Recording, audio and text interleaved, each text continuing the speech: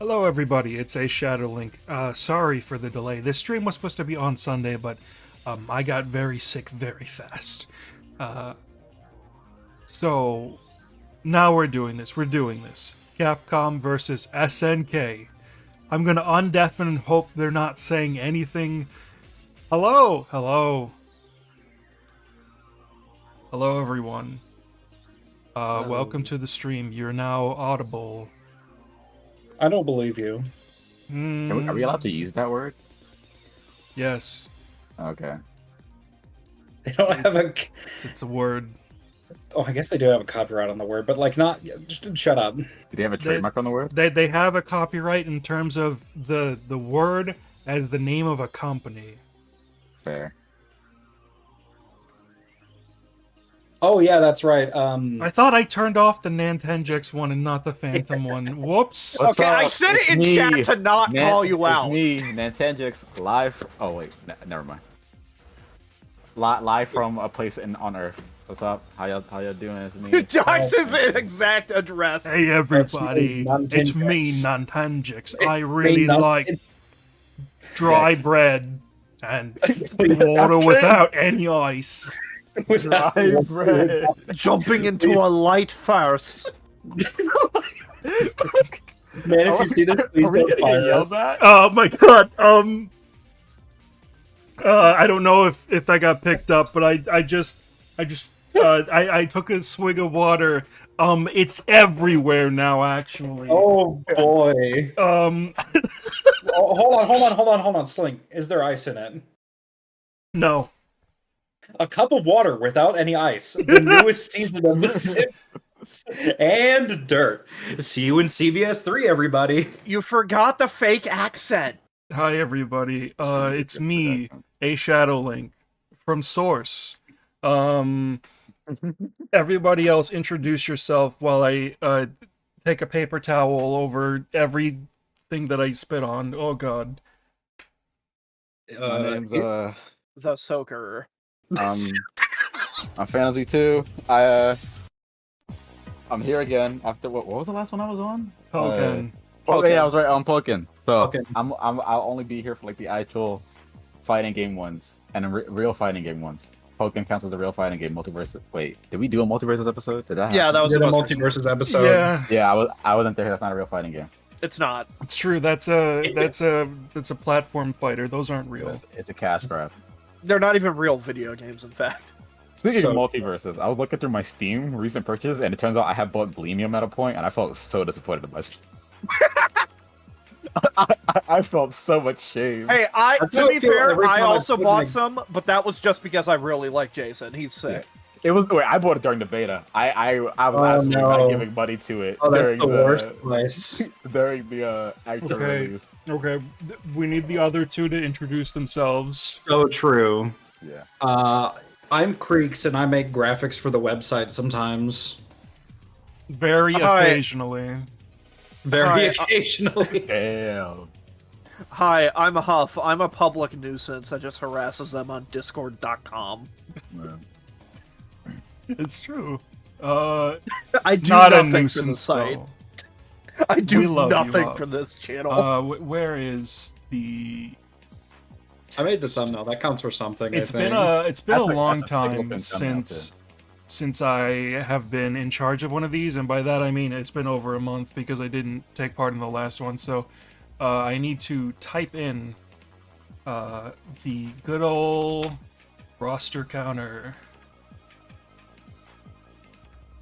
1 of 4. We're doing 4 rosters today, and we're going to be starting with Phantom. Hi, it's me. Okay, Yeah. let Hello, me everyone. turn on the funny screen share.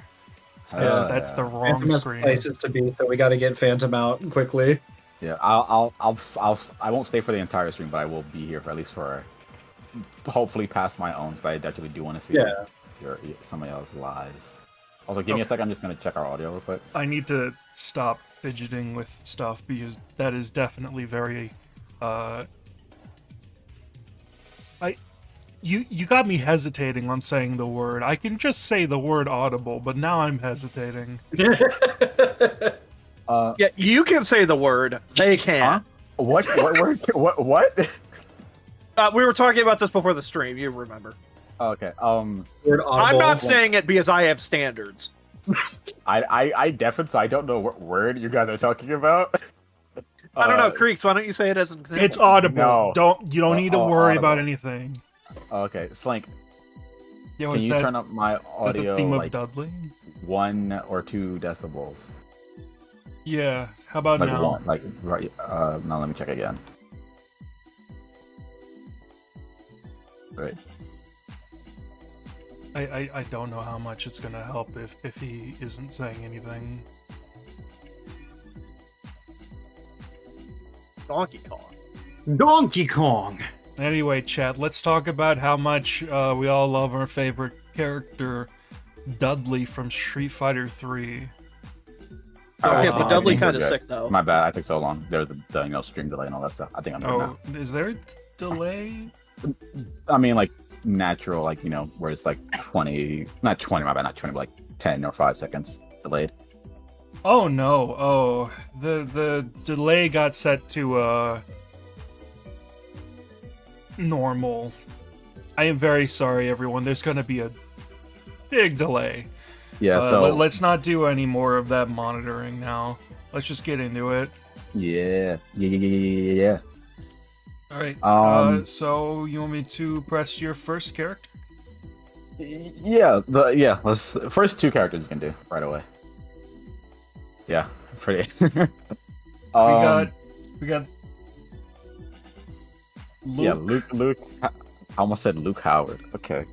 Luke doesn't have a last name, does he? I guess. Sullivan. It's Sullivan. Luke Sullivan.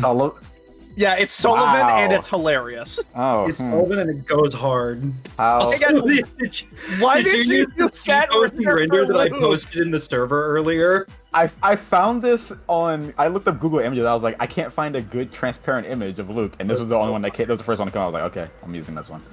Okay, I'm just letting you know for future reference because I don't know if you know this.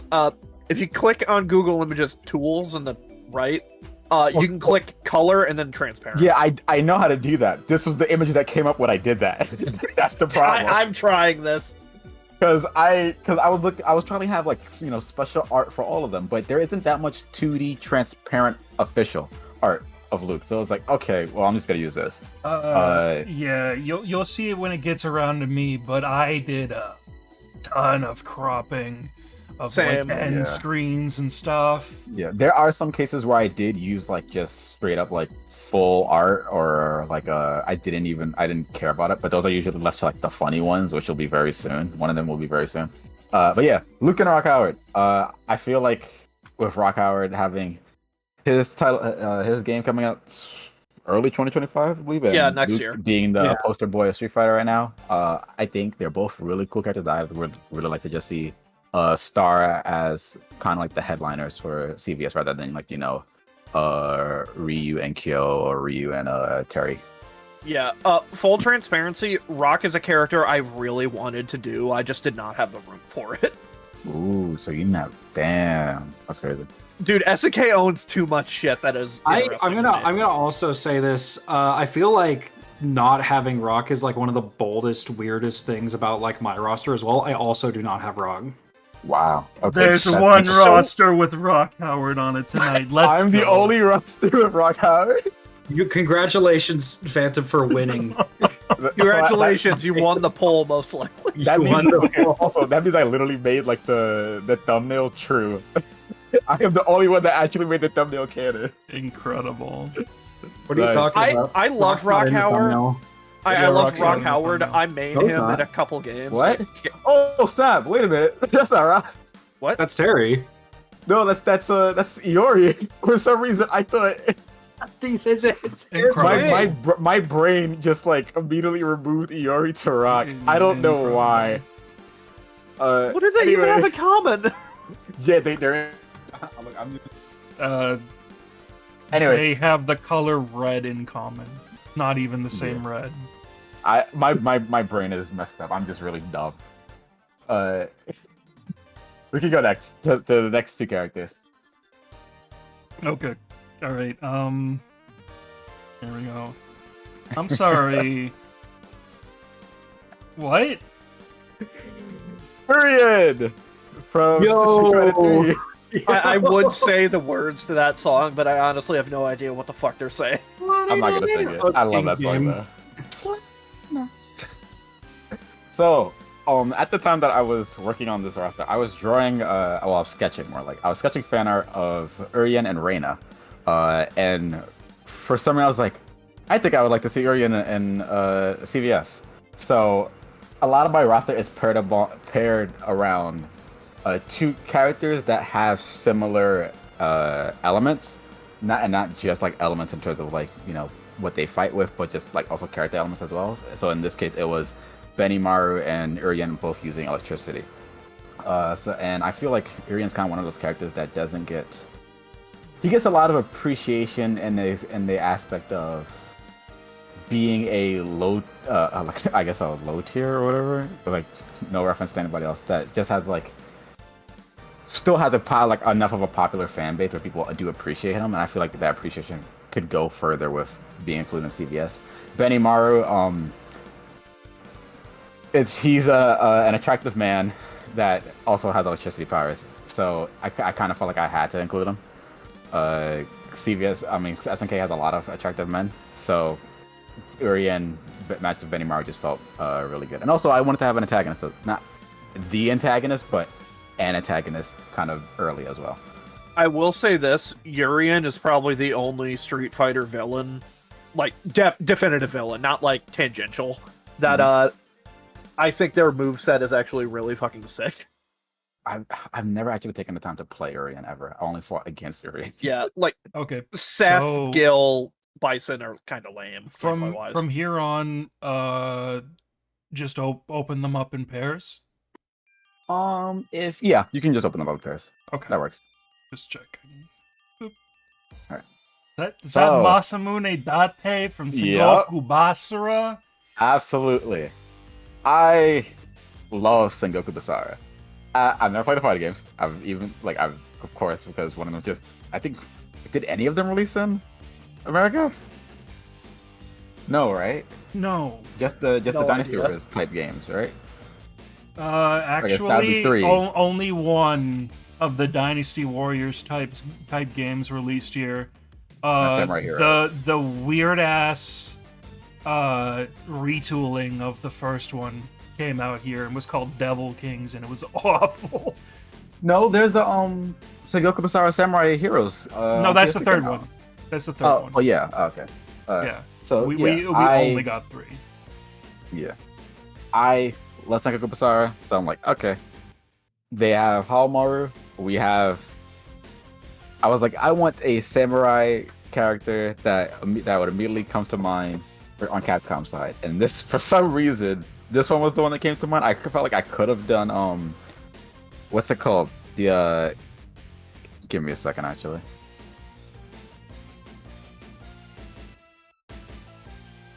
Onimusha? Samanosuke? Kaiju no Soki? Donkey Kong? Donkey Kong! The ordering of Phantom's roster is very fascinating. It will probably be very different from the rest of ours. Yeah. Sorry, I had a quick noise disturbance that I had to get rid of. What's the name of the game that's about to come out? Path of the Goddess. Yeah. Kanuchigami.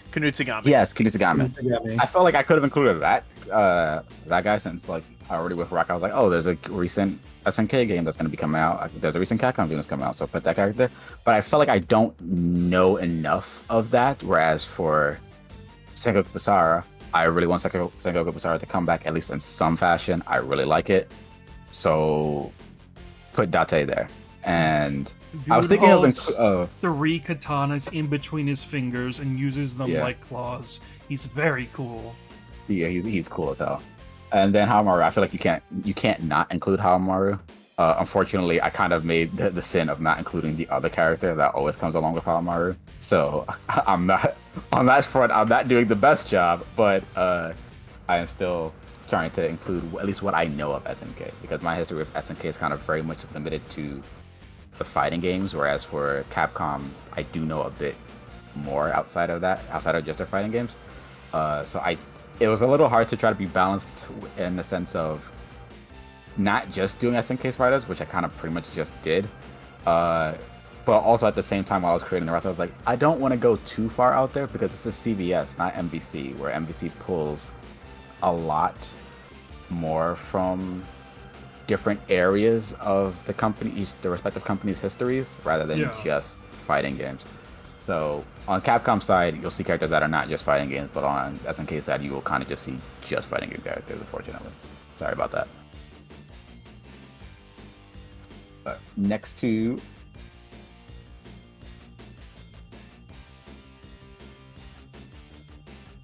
Oh god, I forgot I did that. Okay, so this is kind of the instance where it's not just as a fighting game character, even though Athena is mostly has a lot of attention because of the fighting games. Yeah, so, she does have her own series. Yeah, she has her own series, and this incarnation of Athena I'm using is from, I believe it was a PS1 horror game called, I think it was called Ordinary Life, where she's at a point where I believe the plot of the game is that her psychic powers are not yet something that she has control of, and I think there's some sort of corporation, or it's something that's happening where she then has to like get control of it to save like her best friend, something like that. Yeah, I think it's called Awakening from an Ordinary Life or something. Yes, something like that. So in this instance, I was like, okay, if I want to use this Athena, who could I pair that with? And I decided to go with Alex Wesker from Resident Evil Revelations, because in that game there is, I forgot the guy's name that you play as. I think he's from Resident Evil. Barry Burton. But yeah, Barry. When you're playing co-op in Resident Evil Revelations, you have when you're doing the Barry chapters, there's a little girl that he is with, and Alex basically wants to use that little girl, I think, probably for immortality reasons or something. I don't completely remember the plot, but I did play through it all the way and got the bad ending, unfortunately. But I felt like Alex Wesker was like, oh, having an old monster-ish female character would be very interesting, and also I feel like the position of Alex in her story, the position that Alex takes in the story of Revelations and the position that Athena takes within Ordinary Life kind of would pair well together. So that's why I put those two there.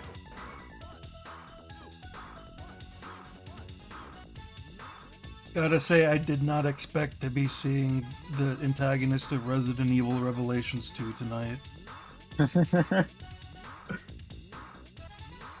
Okay, there's these two. I've Ada and turned them Ralph. on. So I feel like, so this is the instance where I'm thinking of Marvel vs. Capcom, where I'm like, I could include. So actually, originally, the roster that I was going to have, I think included 3 Resident Evil characters, and I think I changed that. And it was going to be Alex, Ada, and Nemesis. And I felt like that was too much. I felt like having 2 antagonistic Resident Evil characters, I was like, maybe. Actually, no, it wasn't Nemesis. It was my fault. I felt like, oh, Nemesis is already in Marvel vs. Capcom. So instead, I picked Rose Winters. But I felt like she didn't have enough to her that I knew about, where I was like, I felt like I'm just doing that to do it. So I was like, okay, never mind. So I was like, okay, let's go with Ada, because she is a character from Resident Evil that has a lot of skill, and as Marvel MVC already has Jill, I was like, okay, let's put Ada here. And so I think Resident Evil does really well with having its female characters that know how to kick ass. So let's keep going for it with that. As for Ralph, I kind of wanted to go on the, in a sense, military-ish route in conjunction, because with Leon previously being a police officer and now working for the government, felt like, okay, something in line with that somewhat would be Ralph. So that's where I kind of wanted to pair the two together. I'd just like to say that this has been unpredictable so far, and I really, actually, genuinely, wholeheartedly enjoy this. I don't know how many adjectives I can stick on the front of that to seem genuine, but I promise you I am. Let's turn on the Thank you. next two. Yo, is My- that Nash? My goat, Charlie Nash. Charlie Nash is one of my favorite Street Fighter characters. Even if I've never played him before, like, not that I haven't played Alpha, I just haven't played him. I love his design. He's super cool. I even bought the Street Fighter V, The Death of Charlie Nash comic, just because I like him. Yeah, Nash is sick. I vastly prefer him to Guile. Yeah, so I was like, okay, this is where I can put my boy in here. Let's get him in here, even if I probably still won't play him. Let's do it. And then I was like, okay, who would go next? Clark. And I feel like you can't have Ralph and Clark separate, so it just kind of worked together. So I was like, okay, Nash here, Clark there. Now you have Ralph and Clark, and now I get to include Nash. So that's more kind of Street Fighter characters that don't usually see the light of day too often. Nash wasn't in 5. Wait, no, was he in 5? No, Yes, he is. was. He was He in is. 5. That's right. I always forget that he's in 5. Oh my gosh. Yeah, he's not in 6 now because he's actually dead again. They can bring him back. They could. Yeah, M. Bison's here. Anything's possible. Yeah, M. Bison's here, so they could bring him back. Yeah, I I'm just love saying, Nash like, this back. time he is dead again. Yeah, he's dead.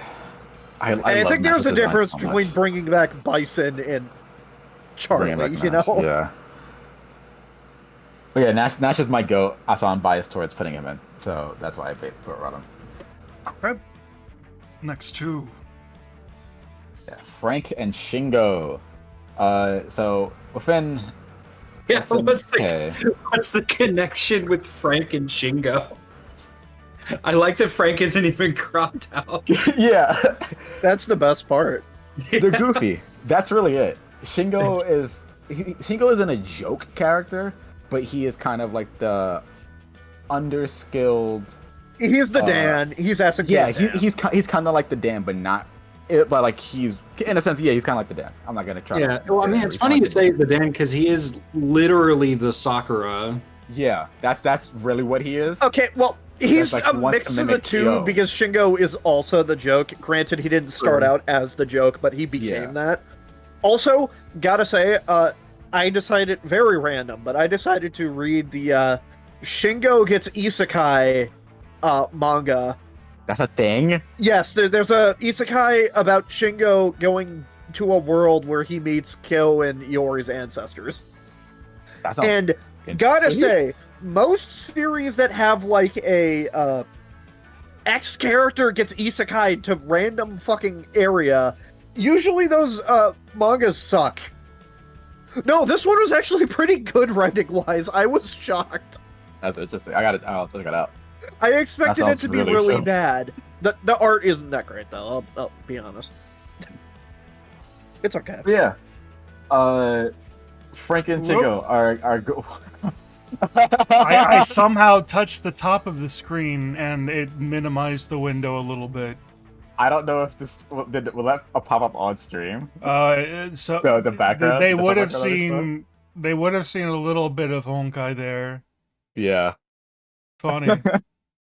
But yeah, they're two to me they're two goofballs. Not that Frank isn't a serious when I say serious, I don't mean like stoic or like he doesn't take some serious, but I mean like he has antics that are goofy. Shingo himself is kind of a goofball. So I feel like pairing those two together would just okay, yeah. I want to include these two characters, let's go for it. That was pretty much it. I wanted to do it. Okay. All right. Next. Third of the way there. Yeah. No, Yeah. This is the one that Yeah. is just appropriately makes sense. Yeah. Yeah. If you don't know, I believe the history is so. If I'm incorrect, please source me on this. Do you just want me correct to do it since I know it? Oh yeah, if you want to say it, go ahead. You can probably say Okay, it way so- better than I can. Ryo is the main protagonist of a video game series called Art of Fighting, which is SNK's one of their first fighting game series. And if you look at him, he might be a little similar to Ryu from Streets. And that was kind of the intent. Their intent was to make a homage to it, and it kind of leaned a bit too close. So SNK made a version of that character that is the worst character in terms of like actual fighting ability, being Dan Hibiki, who takes the design of Ryo and the hairstyle of Robert and combines them into the joke character. And Dan is part of the reason why CVS exists in the first place. Yeah. It's really funny. Also, I think the funniest part about Dan is that he exists because, SNK ripped off Ryu, so they made Dan. Capcom also ripped off SNK by making Sakura. So true. Because that is just Yuri. Oh yeah, it is Yuri. I'd just like to briefly have a call to action. Okay, so you see this Dan render. Yeah. Right. Viewers, Yeah, anywhere, like fan wikis are being overrun with AI upscales. If you see something like this in the wild, please attempt to revert the file to when it was not this. Yeah. Because this is a menace. This Oh, is it's a becoming so blight on prevalent and society. really bad. Yeah. So I think the issue with this as well is also that, like, you see the way that it's kind of, what's the word? Like they try to make the image transparent by constantly like doing the polygonal selection around it. Probably because the art never had like they tried to separate the art from the background, which is probably why you get these blurs around the just around it as well. I understand that it's hard to make transparent images sometimes, especially with official art. I know what Sometimes. happened here. Yeah. I can tell you. They used a soft eraser on the art when it was still small, and then AI upscaled the result of that. So Probably that's why that's the good, yeah. line has a really bad blur. But yeah, unfortunate. Nothing we can really do about it except try to find better art. Or make our own, which is also still kind of difficult too. There's ways to do it. Sometimes it's just time consuming, and we don't necessarily have the time to do it. Yeah. All right. Let's go to this. Next to it's Yeah, Armika, Armika and the and King of King of Dinosaurs. I love it when people abbreviate it. God. Yeah, wrestling, pretty much. Or, yeah, wrestling. There's not really another way to phrase it. Why T-Zoc? Why King of Dinosaurs and not T-Zoc? I've watched and played KOF 15 more than I have Ghetto. So Dude, don't worry about justifying it. He's way better like this. He's a dinosaur. That's the answer. I do like I like T-Zoc's design though. Both of them are great. I love both. They're both really cool, but also T-Zoc can't be here because he's probably busy doing something else. King of Dinosaurs here because he can make it.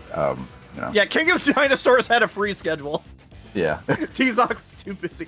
I think T-Zoc and KOD is really funny to me because it is like the only example that comes to mind of like a character having two different forms, in quotes, in which both of them are equally unique, equally popular, and equally as hilarious. Oh my god. Yeah, that's pretty much it. Wrestling. Not professional wrestling. What's it called? Personality wrestling. One's the face, one's the... T-Zoc is the face, God is the heel. Yeah. Yeah. Rolento and Billy Kane. Okay, this one's a really good matchup. I really like this. Yeah, specifically the matchup is why I did. I was like, okay, Billy is Geese's goon. Rolento. So I actually don't know much about Rolento. He is an antagonist, right? Or like some type of like not good guy. 'Cause that's the way I always looked at him. He's Probably 'cause I one of also the got my main ass beat bosses by him. from Alpha, Final right? Fight. Wait, he's from Final Fight? Yeah. I never knew that. I always thought he was from Alpha. I had no idea. That's cool. That's cool to know now. But yeah, I always like every time I play Alpha as well, I always get beat up by him. I'm pretty sure. So I was like, okay. To me, he seems like a villain. So Rolletto and Billy. Those are the two that I want to put here because they whack you with stuff. That's literally it. Okay. That and also them being goonish kind of characters.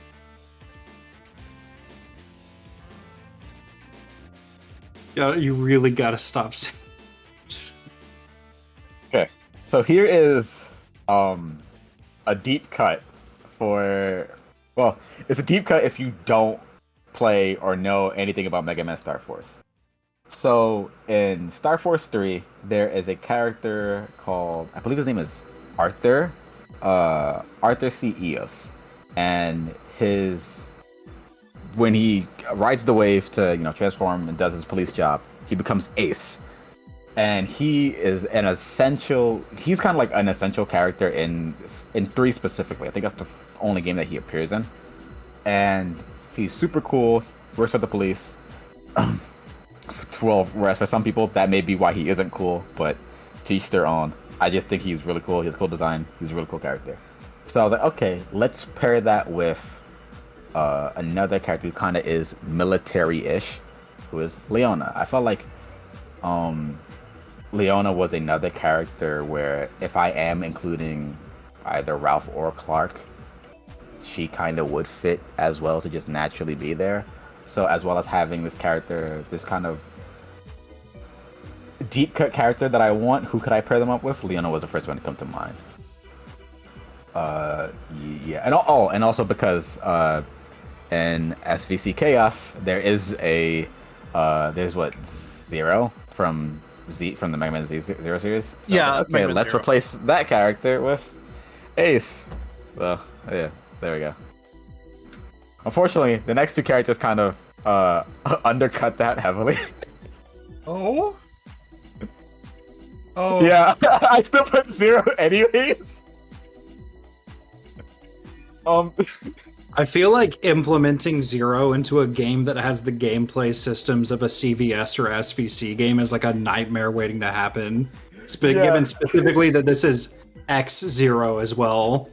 Yeah, so I was like, I want to put in, Zero from Mega Man Zero, but then I realized, wait, I've never played a single Mega Man Zero game, so I can't even think of how that character works because I have no idea what they are like. So I was like, well, what's the Zero that I do know? And I was like, well, I could put. At first, I was thinking, hey, why don't I put Base? Like, well, let me put Base.exe. And I was like, well, I haven't seen Base fight in that kind of way. I usually see him fight from a distance. And I wouldn't want him to be a zoner character, because I like Base too much. I wouldn't want to do that to myself. So I was like, okay, well, let's put in Zero, because, he was already on SVC. I was like, but I don't know anything about it. So I was like, alright, let's just rely on Zero from X. And let's pair him up with K-Dash, because, if I remember correctly, in the X series, it is implied that Zero is created, or I'm probably directly stated, that he's created by Dr. Wily. And K-Dash, or K, I believe was a clone of Kyo that originally had nefarious intent used. Like, he wasn't intended to be a good guy. So I was like, okay, well, this is kind of a pair that works. They are characters that were originally intended for nefarious purposes, but aren't that. They're good guys slash kind of mixed, morally ambiguous. Zero not as much, but he ends up falling into bad shit due to viruses. But so this kind of just made sense to me. I'm so sorry for whatever gameplay he would have. Well, too late for apologies. Yeah. Oh my god, Now- they're finally here! Yeah, It's been that's half where they are. the Yeah. roster. I was So I did literally about not- to start joking, like, can we just start, like, betting on how far into the roster Ryu and Terry are gonna be? Yeah, I did not want to include them right at the front because like that wasn't even where my mind was. I was like, I want to do CVS, a CVS without like, if I were to do this roster, my bad, not to not have them there, but when I think of CVS specifically, my brain goes to 2, and when my brain goes to 2, it does not go to like the common Capcom or SNK characters. It goes to the fact that what's his name? Is his name Ryunosuke from Rival Schools? Is on the cover. You mean Kyosuke? Kyosuke, Kyosuke is on the My cover. goat Kyosuke? And the fact that he's there is like, that's what got me interested in Rival Schools in the first place. So I wanted to front load with a lot of characters that you likely wouldn't expect a person that's making a roster to include first. So Ryu and Terry, I was like, I want to save them for later because my mind is at all these other characters within Capcom and SNK that I actually think about way more. So them being eventually, they would have to be here, and I feel like, picking the new styles of them, or at least more. And Terry's case is not new, but they're implementing it for City of the Wolves, which will be a new game. So I feel like, okay, Terry gets his Gato outfit, and then Ryu gets his way cooler outfit, his way cooler attire from Street Fighter 6. So yeah.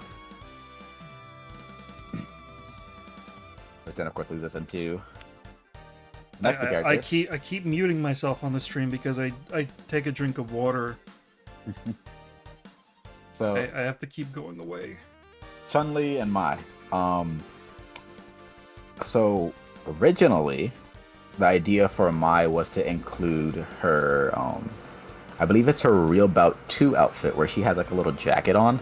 I don't think there's any art of that though, or at least high quality art. So I was like, okay, let me just pick the art of Mai that I could find on the quick find that is also transparent, which ended up being, I believe this is her 2002 Unlimited Ultimate Match or whatever it's called. Yeah, that's the O2UM art. Yeah. So I was like, okay. And then the reason why Chun-Li is in this outfit is because I still think this is the best Chun-Li outfit. It's not that I don't like the Street Fighter 6 outfit, it's just that to me, I was actually having an argument about this with somebody a few days ago too. Chun-Li's, this design of Chun-Li is the best one because I feel like it has a strong color contrast just with the blue and yellow as well. That combination works well together, and it pops out further by having the, of course, like her dark tights and then the white boots. All of it just works together really well. And I understand that people really like her alpha outfit, but I feel like the focusing on only 2 colors within that alpha outfit is what makes it not as strong for me. So that's why Chun-Li is in like her iconic, her iconic kind of classic outfit. Okay. Next to... Yeah. Iori is the kind of the next wait, is that the same art that we used in the thumbnail as well? I think it might be. No, it is not. Okay. Buddy, you gotta stop calling back to the thumbnail. I think your memory is overriding things for you. It is. They just look similar. He's actually it'd be behind his back, basically. Yeah, it's the same artist, so closer this time. Yeah. Iori and Juri are. It's weird because they are certainly both purple. They have elements of purple in like their aura and stuff like that. I don't necessarily see Juri as a villain. I don't even think she's kind of like an anti-hero. She has her own motivations in mind, and Iori is a case where he seems similarly like that, or at least ends up in situations where he kind of is villainish, like with the whole bloody Iori thing, and the Orochi blood and stuff like that. So I felt like matching those two together worked really well, even though their fighting aspects aren't necessarily similar whatsoever. Character-wise, I feel like these two going head to head would just be very interesting given their personalities and attitudes.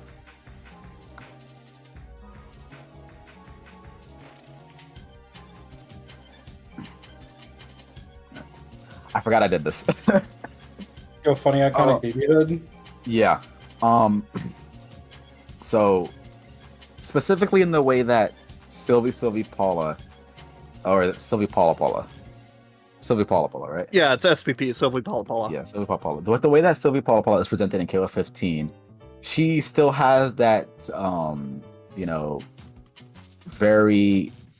outgoing, crazy outfit aesthetic of being like the really kind of like A-pop idol-ish, as this very eccentric character. But in her what's it called, climax, in her climax attack or super climax attack, she does this beam attack where she gets super serious for a second, and I really like that because it just looks really cool, and especially the way that they direct the camera around her to give emphasis on the way that she looks. And I thought playing off of that would work really well for a character that kind of looks innocent but is very intense and violent. And BB Hood was a character that came to mind. So I felt like seeing those two interact with their kind of with those similar aesthetics would be really interesting. So that's why I picked BB Hood. Okay. Last two rows. Let's start it off. Goes So, what the hell? so this is Tiffany from Rival Schools. She barely has any transparent artwork whatsoever and any high quality artwork. So I had to include a screenshot of the versus screen when you pick Tiffany. And I was like, okay, it just includes her name there, so Tiffany.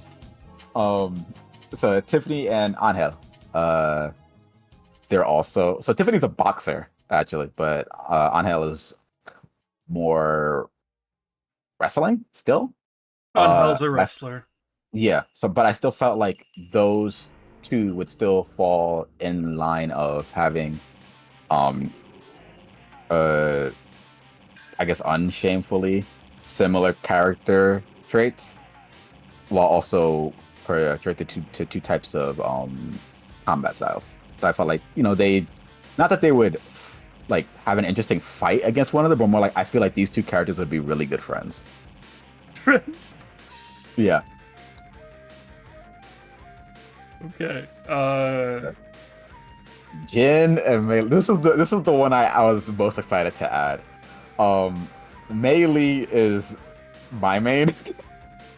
when I played the older KF games, there's so many that I don't actually remember which one she's in. I don't even remember if it's like if it is one of the 2000 games or not. I just remember that I saw her design. I was like, oh wow, she looks really cool, and I played her, and I was like, oh, this is my character. And she's kind of like a writer reference. So with elements of the thought of justice and stuff like that, I was like, okay, who would fit perfectly? And at first, it wasn't even Jin I was going to pick. I don't remember. It wasn't Strider, I know that for sure. I think, originally, I think it was going to be Mei Lee and Makoto, because, Makoto has a scarf. And I was like, well, yeah, she has a scarf, but that doesn't completely line up. So I was like, okay, Jin Saotome instead, because he fights for justice, I believe, in the name of his father. So putting these two together felt like the perfect match, where Mei Lee would probably also be inspired by Jin. Okay. Yeah, that's it. Yo. And then we have Jamie and Chen. Drunken fighting style, pretty much. That's really it. Yeah. Okay. I remember seeing comments online about the fact that, hey, we don't have too many fighters that do like the drunken fighting style. So I was like, okay, let's utilize that. We have two characters from both companies that do drunken fighting. Let's both put them in together. And given that Shin is an older man, I feel like Jamie could probably learn from him. So it would just be an interesting character interaction. Okay. Last two on this row. Ooh. Yep. Then now Makoto comes into play. So Makoto was going to have so as I stated before, Makoto was going to be paired with Mei Lee, and originally Marco was going to be paired with somebody else who I completely don't remember. So I had moved Makoto to being here because I felt like from the trailer that we saw with Marco, I felt like they had similar fighting aesthetics where it would just be like a really nice rivalry between the two. I just want to say I'm kind of disappointed you went with the name Marco and not his true name, There's Kushni not Butt. butts. I was I wasn't. literally the second that I saw him pop up, and I was like, "All right, we have a countdown now for Huff to complain that you did not go with the name Kushnude Butt." I'm sorry, the name Kushnude Butt is objectively hilarious. I am convinced that that is the only reason you care about that character. Okay, next two characters. Let's go. Yeah, Mina and Isla. So, this is a specific reference to the, I believe, 2 years ago now. Evo 2 years ago. There was poster artwork that was basically like SNK characters and Street Fighter characters facing off against one another. And of those characters, Mina and Isla was there. So I was like, okay, let's call back to that and actually put that into play.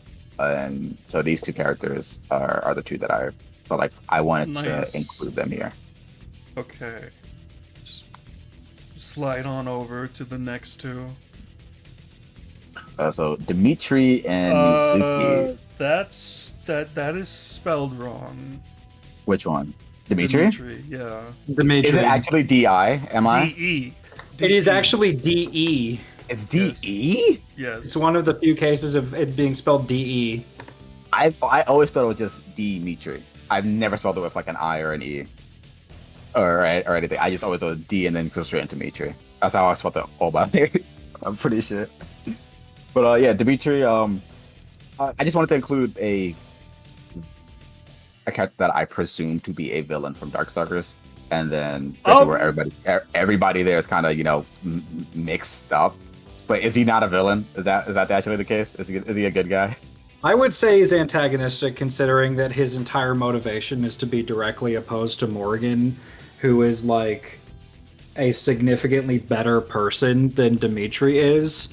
And Dimitri is an asshole, and his entire goal is to conquer Makai, which would be pretty definitively worse under his rule. As for Mizuki, that is I believe the final boss of Sam Show 2. Yeah, she's from 2. Yeah, she's from 2, and then she is playable, I believe, in 5 as well. 6. Okay. I believe it's 6. She's in 6. So yeah, I felt like, okay, this is going to be the part where we're getting close to the end. Let's add antagonistic characters, and these two were like, okay, let's pull from here, because I feel like Dimitri doesn't get too personally, but granted, also haven't seen too much of Darkstalkers in general. That isn't Morgan or Lilith. So let's include Dimitri as Darkstalkers for an antagonist, and then Mizuki, who is literally antagonist from Sancho. Okay. Next two. Okay. Yo. It's Violet. Yeah. So yeah, no normal Ken, just Violet Ken, because he was in SVC. So yeah, and then Mizuchi, who he looks very much like Orochi, right? Yeah, he's a clone of Orochi. So that's pretty much the idea here. Violet Ken is not Ken, but he is a type of Ken, and Mizuchi is a type of Orochi. So let's put them two together. Okay, let's see the last two characters. Yeah, this is. I feel like this is the most normal one of anything that's in here. Of course, aside of the classic Ryu and Terry and all that stuff, because Akuma and Regal are the bosses of CVS 2. So I was like, okay, yeah, I feel like I have to bring it back. So Akuma would be Akuma specifically from Street Fighter 6, because you have the taunt where he gets his Shin abilities, and then Rugal is, I could not find any God Rugal like transparent art, so I just kind of wanted to be implied that it would end up being God Rugal, but not you don't have to specifically immediately get to God Rugal. So like in characters like it'll just still be Rugal, and then in the story mode or whatever, it'll be like, okay, then this is God form. Okay. And that's it. We somehow went an entire roster without Kyo Kusanagi. Yep. Yeah, no, K-Dash is here. Shingo's I hope you know that K-Dash does not play like Kyo. I know he doesn't, but he's a clone of him. So I was like, hey, that's as close as you're gonna get. This is incredibly funny. The very bold decisions happening. I respect it. This is fascinating. There were some characters I specifically did not want to include, not because I don't like them, but because I feel like they're not as interesting to me, just on like a personal taste thing. Most of these characters are based upon, like personal taste of who I think are interesting people, or think should have a little bit more, spotlight. Okay. I'll fix up this PSD later because everything's like not lined up. Yeah, there are cleaning some up. spaces in between them. I don't know if anybody saw me shifting around stuff during the stream, but I can't do enough. I see a comment in chat and realize we never actually addressed it. These are 48 character rosters, 24 on each side. This is the end roster. Yeah, post DLC. Assume it's post DLC, or this is just how many characters you get. Oh wait, this is supposed to be post DLC. This is we didn't post really DLC. We didn't really discuss it. Don't worry about what your DLC characters are. Yeah, we didn't think about it for this one because of reasons we will get into when we get into our 3 rosters. Yo, the funny twist is coming. The funny twist is like the coming. base roster. So, reminded what the twist is. So, in chat, we discussed that we did not tell Phantom anything about what we were doing. Creek said it would be funny if Phantom just presented their roster without any idea of what we were doing. And I went, okay, sure. When we were discussing, like, here's some shared ideas we should keep in mind. Here's the tone we're setting for the roster. What kind of characters and franchises we want to use or not use. I knew going in that Phantom's main experience with the Versus series is Tatsunoko in the Marvel games and not CVS. I have no experience with Tatsunoko whatsoever. Okay, so just the Marvel side of the Versus series and not Tatsunoko to or be clear, CVS. the most I have played of any Versus game is X-Men vs. Street Fighter. Oh boy, that's really funny. I know of all of these Versus games, the only one I've played a lot of is X-Men vs. Street Fighter because it would be in my larger map. That's as much as I know. So I know from personal experience. I knew going in that Phantom would have like some of the least personal experience with these characters of like the group. And I said, hold on, it will be really funny if we just like let him get really creative with like the basis of what he wants the roster to look like. And so I asked the other two to refrain from telling him what our plans for our rosters were because I wanted to see what you would come up with completely on your own.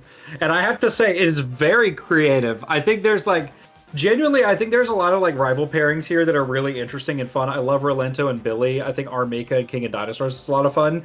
But there's also some stuff here that's really funny, like Alex Wesker and the lack of Morrigan and Kyo.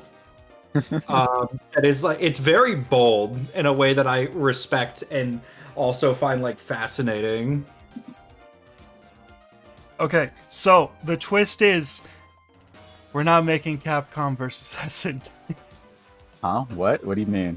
Instead, we are making SNK versus Capcom on the basis that SNK is going to reuse a bunch of assets and we're going to make a big roster with all of those assets already made. Yeah. Well, the idea is like, it's not that we won't have characters that haven't appeared in recent Capcom and SNK games. The idea was, we were going in, we were like, oh, we want a big roster. We'll go with 48 characters. How are we going to justify a 48 character roster? Oh, here's how. If this game got made realistically, SNK would be the one that makes it. SNK just released KOF 15, which has like a lot of SNK's most popular characters in it. So we can make a 48 character base roster and just give the excuse for the roster being much larger than our average for these streams. Based off of the idea that, oh, all of the SNK veterans are like using asset reuse from 15, don't worry about it. So this is actually SVC 2. We've lied to you, chat. So you want to know what the interesting thing is? Because I was viewing this as like, oh, it'd be a 3D fighter. The reason why I put, or even if it was a 2D fighter as well, I was like, I don't want to put Morrigan here because I was like, I don't want them to like reuse that same Morrigan, but I want to force them to use something different. No, that's the only way she'd be cool. It's very interesting that your guys' mindset was, oh, let's make the reuse assets, and my thought was, no, you're not reusing assets. You got to make new stuff this time. That is very funny. Okay. I can't believe that happened. Huff, you have been silent for quite a while. Do you want to tag in first? No. Okay, Creeks, you're up first. All right, it's my turn. Let's All get right. everything ready. Ooh, Let's get everything ready. I keep forgetting that Inter makes a line break. Ooh, It's technically SVC 3. True. oh boy. The box. Yeah. The box. The box. Here's the box. I love boxing. Hold on. Okay. You see, before you are 2 folders. Yeah. Yeah, there you go. Guide my hand. Guide the hand. All right, so just take. All right, so you see Capcom 1 and 2. Yeah. Just click both of them. Yo, it's Ryu and Ken from No shit. Street Fighter. Never 5. heard of them. Yeah. And then we do the same with SNK. Not with SNK. So Ryu and Ken are the first 2 for Capcom. Obviously, you can tag in 1 for SNK, Okay. and then maybe just tag in 2 afterward. Yeah, Kyo's obvious, and then so the way that this roster is organized is a lot different from Phantoms, which is like, Phantoms is organized by like the rivals. My roster is not organized by rivals. I have each character from the series together. So next to Kyo, I have like Shune. Shune is the protagonist of like the new era of KOF. So he kind of feels like a very necessary character. And for as much as he was kind of controversial upon release, he has endeared to me through 15. Let me pull up what my roster looks like on my stream so I can figure out who to go next. Let's go with SNK 3 as well. While we're knocking out protagonists from the KOF side, we also have K-Dash here. Excessively popular character. It's so weird to me, never appeared in any of the previous ones.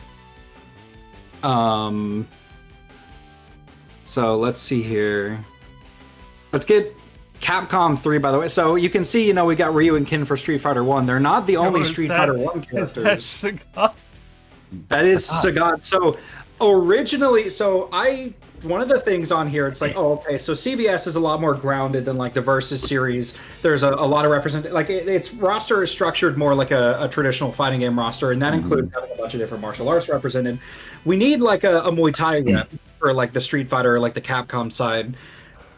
I was originally not going to do Sagat because I was going to do Adon because I thought it would make for a really funny matchup against another character on the SNK side. But I did not end up doing that character, so I pivoted to Sagat. So everybody that would be very upset at me if I did the really funny choice of doing Adon, be very grateful that I have made this sacrifice for you. Then we can just knock out 4 on the Capcom side as well. Yeah, Yo, it's Kuma. Here's your contractual obligated Kuma. Let's see here. Actually, I'm gonna go ahead and knock out like 5 and 6 on the Capcom side as well, because this is actually one of the things that I think is like a lot of fun and also very interesting about my roster. So it's no secret that the World Warriors, the cast of Street Fighter 2, are the most iconic, the most important, and the most beloved characters in the Street Fighter series, like by far, right? Takes up a massive amount of the roster of Street Fighter 6, with the implication of more to come. Took up most of the rosters of CVS 1 and 2. A lot of space in MVC 2. Like, the World Warriors are Street Fighter for a lot of people, and they are Capcom fighting for a lot of people. Which is why as someone who's a little bit salty that Street Fighter 6 is leaning as far into Street Fighter 2 as it is, I made it my mission to skimp as much on Street Fighter 2 as possible. These are the only Street Fighter 2 characters that you will be seeing in the roster. My Thank God. God. Let's go. That is correct. I have no Sim, no Geef, no Cammy, and no Bison. Let's go. And How could I you am not do aware Vega? that is very bold. Let's go. And I Thank don't God. care. Well, I have some plans. Do not worry. For everybody that is wondering, it's like, oh, if you don't have Geef and Sim, how are you going to get a character with stretchy limbs? How are you going to get a character that has like the typical Geef, big body grappler moveset? I don't want to pull the functions card on people for obvious reasons, but I did do this in large part because there are some candidates that have a very similar playstyle that I was really interested in including instead. So you're gonna have to bear with me. There's some funny ones. But for now, I want you to skip 4 on the SNK side and cross off 5, 6, and 7. Yeah, so you can see like I've got Kyoshune and K-Dash. While I'm knocking out the King of Fighters original characters, I also just wanted to go ahead and knock out the characters that I have on the roster that are aligned with those 3 arc protagonists. Obviously, Iori, one of the most popular characters, he wouldn't, not be here. Isla's a lot of fun. I think that her dynamic with Shune is a lot of fun. I think she's probably one of the more interesting newcomers to come out of the 14 and 15 saga. And Kula is like Kula. Kula would not be here. I thought it would be a lot of fun to place these characters with the characters that they are like associated with or often like rivaled up against or paired with, which does not necessarily apply to the other 2 KOF OCs that I have in the top 2 rows. We can go ahead and toggle 8. okay. Because 8's a funny one. I Yeah. love K49. I think K49 is really funny. Big Cronin McDougal fan. I'm very sorry for everyone watching this that had to play against pre-patch 15 Cronin. I'm not sorry for you. You deserve it. Yeah, it's the Ash Saga. So, okay, I will be transparent. I do not have much representation for the Ash Saga, and I really felt bad about that, but there are just like other things that I wanted to include. Okay, no, I do feel bad about it. Like, you can keep telling me how I feel about it, because I know you said this when we were talking about it, like, individually, but no, I did want to have the Ash Saga represented, but I also, like, when it came to the stuff that I wanted on the roster, it fell by the wayside. I had the choice between including 2, like, quote-unquote miscellaneous KOF characters, or giving this last, like, set of 2 characters to, like, Ash and Elizabeth, and I thought that would be too predictable, so I did these 2 instead. So if you could toggle 4 alt. Originally, for the last KOF character, I was gonna do... Oh, wait, no, that's the wrong one. So originally, yeah, you can just toggle like 4 then. Originally, I really wanted to do Vice. So up until like Sunday, when we were originally supposed to do this roster stream, I had Vice on this roster because apparently she's very popular internally with the team, especially like the Capcom side. I will be transparent. Vice is one of my mains in 2002 and CVS 2. And I thought it would be a lot of fun to get Vice in because she's an antagonist that represents like the Orochi side of the series. It was like it came down between a competition between like On Hell, Vice, and Shermie, who are all like some of my favorite designs from SNK. But then I realized something very worrying. SNK has a long, important legacy of characters that are Taekwondo fighters.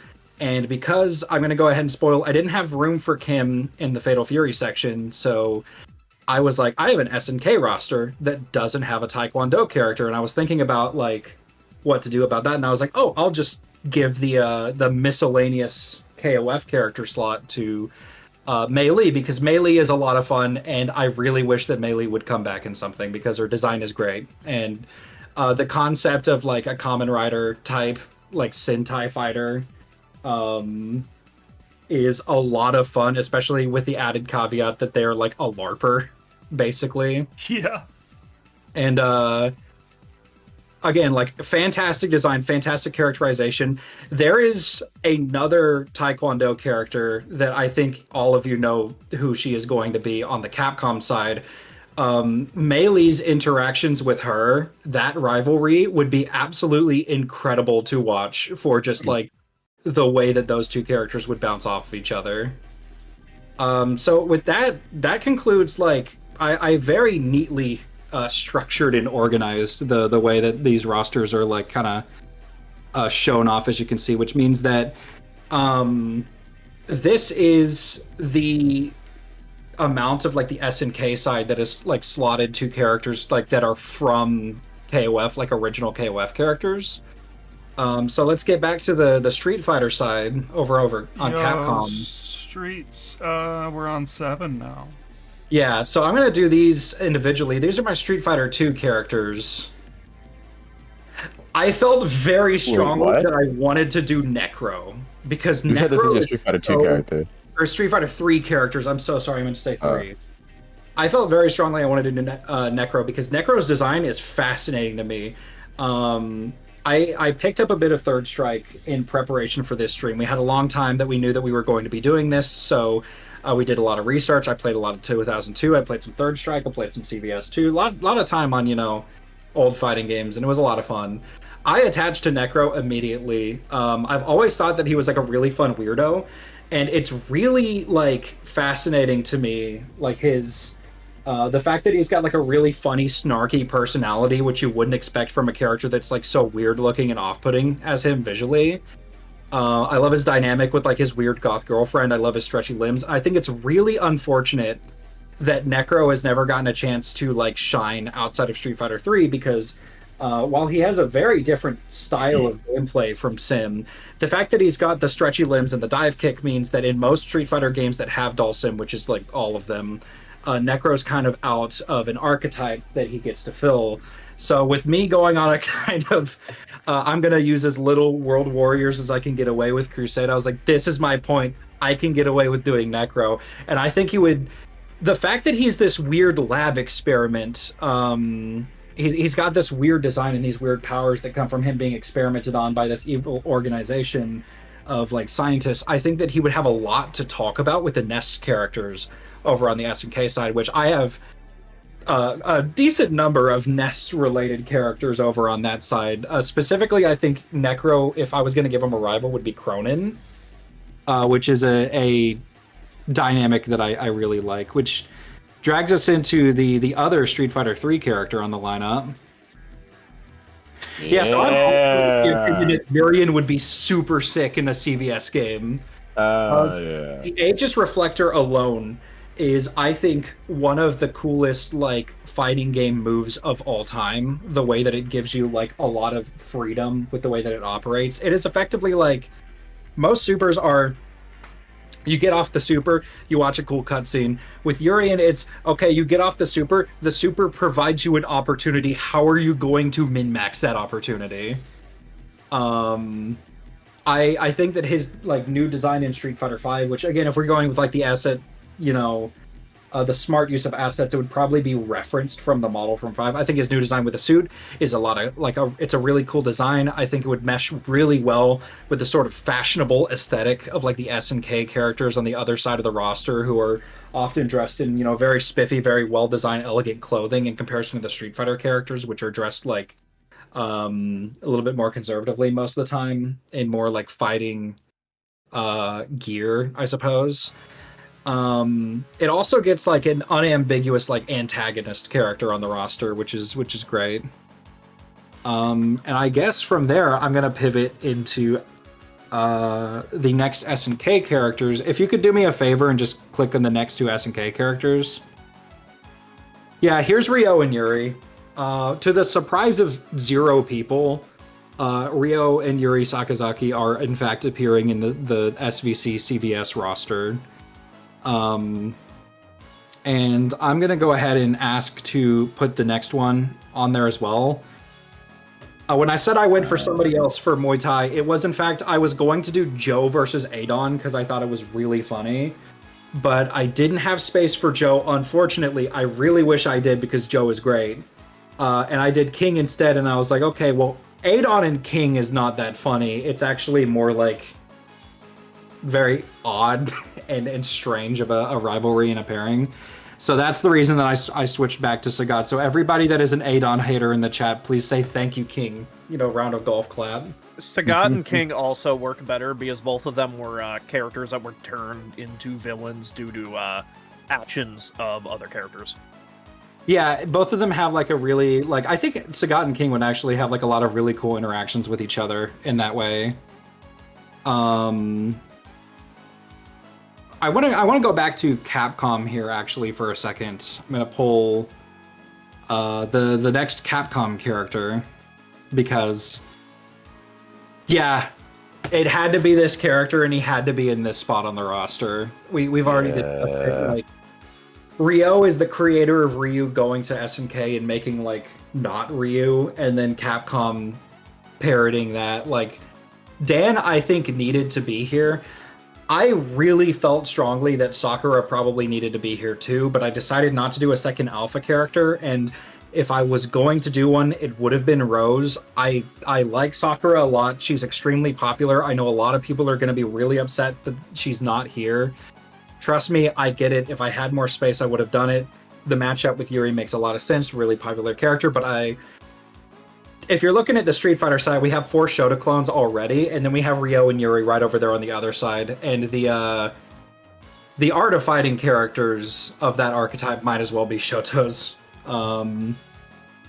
So instead, I decided to go straight into the modern era of Street Fighter with our next Street Fighter character. And of course, I teased it earlier. Yes, it's Juri. Nice. The most, I said this in the MVC roster, Juri is probably one of, if not the most popular new character that Capcom has created in the past, at the time I said it was 15 years, but it might be 16 or getting closer to 17 now, depending on, I forget exactly when Juri was first revealed. Street Fighter 6 is literally Street Fighter 2, new characters, and Juri. Yeah. It's funny. And then when they get into the DLC, they just started adding Street Fighter 5 characters. I want you to know my DMs are being spammed en masse right now by a friend of ours that has had the bit of an upside down photo negative picture of Dan. And so I look at my DMs, I get 20 DMs, and it's just an upside down photo negative picture of Dan. Excellent. What are we doing next? You gotta guide the hand. All right, so I already mentioned it. So I mentioned earlier, Street Fighter 5 is the next batch of characters they leaned into after Juri when it came to Street Fighter 6. I am similar, and maybe a little too similar because of what my specific tastes are. We're going to go ahead and pop the first one here. I think this is going to be a surprise to nobody. It's Rashid. Rashid's really popular. Everybody loves Rashid. And this next one is probably going to be a little bit controversial, especially because of how, quote-unquote, safe it might feel. But I love this character, so I felt inclined to put this character on the roster anyways. I am a big fan of Ed. I know there are many people that are not a big fan of Ed, but that's okay. I am the Ed understander in the room, and I will understand Ed enough for the both of us. Ed is sick. I to the people who have their experience of Ed being Street Fighter 5. Ed in 6 is probably one of the most interesting and unique character reconstructions Capcom has ever done for a fighting game character. Yeah. The retooling that they did on Ed made that character go from being hey, this is kind of neat for a boxer concept, to being, hey, this is fucking sick. This guy deserves to be here. Ed is my boxer choice. I know a lot of people are going to be upset. Why isn't it Dudley? I think Ed is one of the mechanically most interesting boxers in any fighting game. And with Bison not being here, I think Ed opens up a really unique opportunity to get Psycho Power in here. He also fits CVS better because then you also get the the Ness Saga characters as counterparts, as those are also Absolutely. characters I think manipulated. Ed and K-Dash is an incredible matchup for each Yep. other. They even have the same like heart of gold but kind of rough around the edges personality. And I think it's kind of like fun to like imagine him in these sort of circumstances. I also think again like Street Fighter 6, like SF6 did such a service for this character because I was a fan of Ed during Street Fighter 5 when everybody was like, look at this idiot, look at his dorky outfit, nobody likes him, he's a goober. It's not Negadan!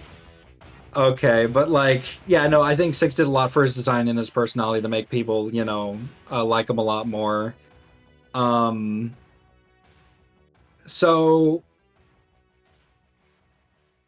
I have been putting this off for a little bit. So you might notice I've got a row dedicated to Art of Fighting characters, and that is not going to just randomly stop on the last piece here. There is a bit at the very beginning. Can I go ahead and spoil the bit real quick? Yeah, go. At the very beginning of this, we were introducing all of the SNK characters to Slink because Slink is not a big SNK, player. Was not really familiar with like a lot of the SNK cast, so we sat Slink down and was like, okay, here's all of the KOF characters, all the Art of Fighting characters, all the Fatal Fury characters. We didn't even have time to get to Sam Show. We did like a whole tier list of their designs over like multiple sessions. Early on in that, as a bit, as like part of the hook to keep Slink invested, I said, okay, if you do a really funny joke inclusion on your roster, I will do it with you and I will commit. I had to sacrifice multiple picks that I really wanted to do this character. I wanted Gato. I could not do Gato because I had to do this character. I wanted like Rock. I could not do Rock because I needed to do this character. I wanted Joe. I could not do Joe because I needed to do this character. I have sacrificed so many potential KOF or SNK options for this bit. So I am presenting to you now from the hit mobile game, King of Fighters All-Star. Please introduce Lady Mr. Big. I am never promising anything to anyone ever again. Who is that? I've never That's heard of this in Mr. my Big. life. Mr. Big. Lady edition. So Mr. Big is the antagonist of one of the early installments in the Art of Fighting series. Mr. Big has a moveset involving, Mr. Big is a mob boss. He has a moveset involving using like, I would call them billy clubs, little batons, basically billy clubs. I'm gonna say, as a part of his fighting style. In the mobile game, King of Fighters All-Star, they did a series where they started doing like a couple of gacha pulls because it is like.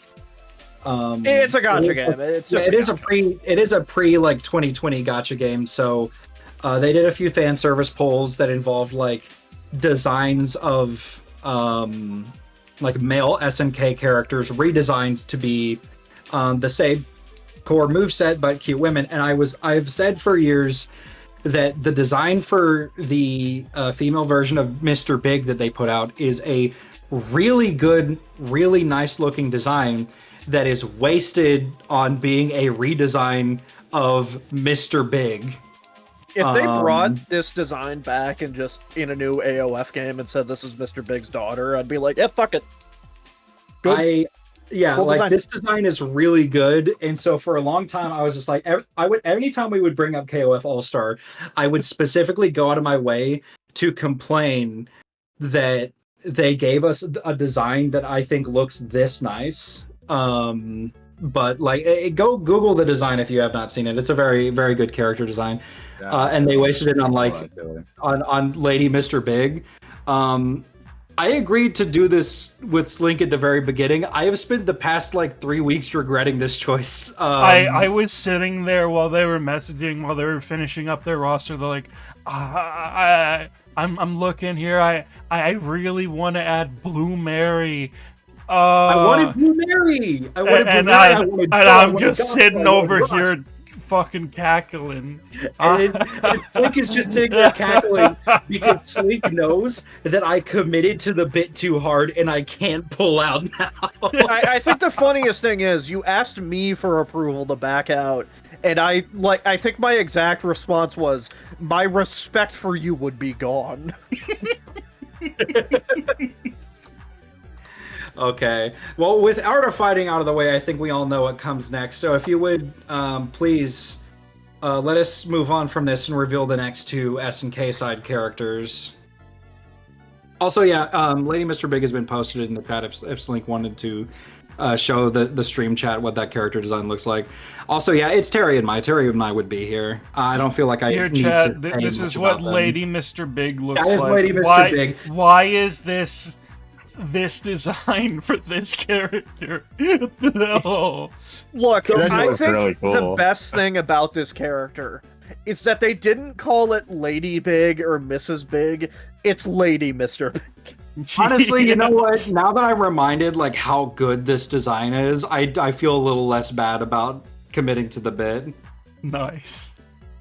All I needed to do was just Google the character again and remind you got it's like a World War II era soldier looking in the locket, just reminding yourself what you're fighting for. Oh, Jesus Christ. Okay. So, we're talking about video games here.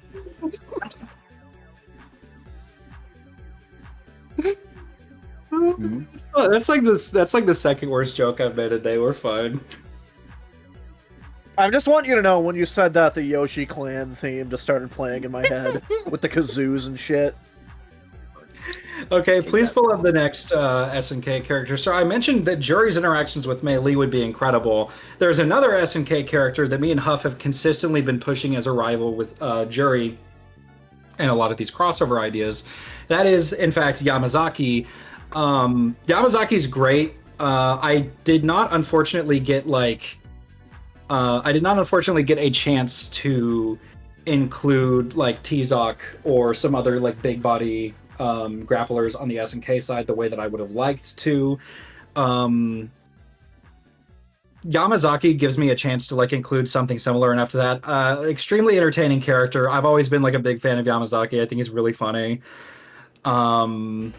Moveset's a lot of fun, consistent character in these rosters, very popular character. And like I said, Huff and I have been pushing for like the sort of like death battle versus battles like rivalry matchup for Juri to stop being a Melina. Please don't get that off my screen. What? You don't What was like that image? Wait, I just missed it. What was that? Hold on. Yeah, put it back, put it back. Slink, Yeah. if you want to use an alternate one, I have one right here. You just stall for like 2 seconds and I'll upload. Yes, I love this image. Oh god. Oh my god. Yeah. Yamazaki is a fucking gremlin, and I love him. Yeah. I love this picture of him so much. He looks like Robbie Rotten. It's incredible. It's yeah, no, but like we've been pushing for like we don't want Juri versus Molina. We want Juri versus Yamazaki. Nobody's been paying attention to us. We have to spread the propaganda. So Yeah. So if you have Yeah. any interest in versus, hey, please spread the agenda. spread the agenda. These characters are pretty funny. Yeah. And then of course we have our next character, and you can leave the Yamazaki there.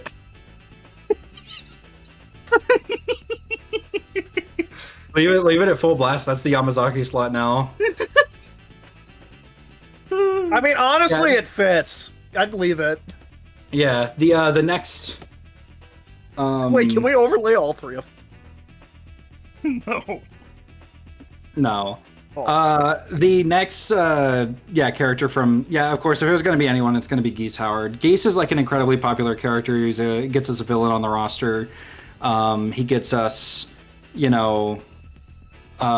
like a counter character, and he has a little bit of that, big grappler sensibility to him, despite not really being that. Rock was on the initial shortlist for characters. Like, of course, Rock Howard's going to be on the roster. And then I started looking at like how little space I actually had, and I was like, I have Terry and Geese already here. That might be a little bit of a problem if I have like the in between of those characters as like one of the 4 Fatal Fury options that I had. So I did end up pairing back. So let's swivel back over to the Capcom side. Okay. Let's get like the first one over here out of the way. This is a Luke Sullivan friendly space. Luke is my goat and will not be disrespected.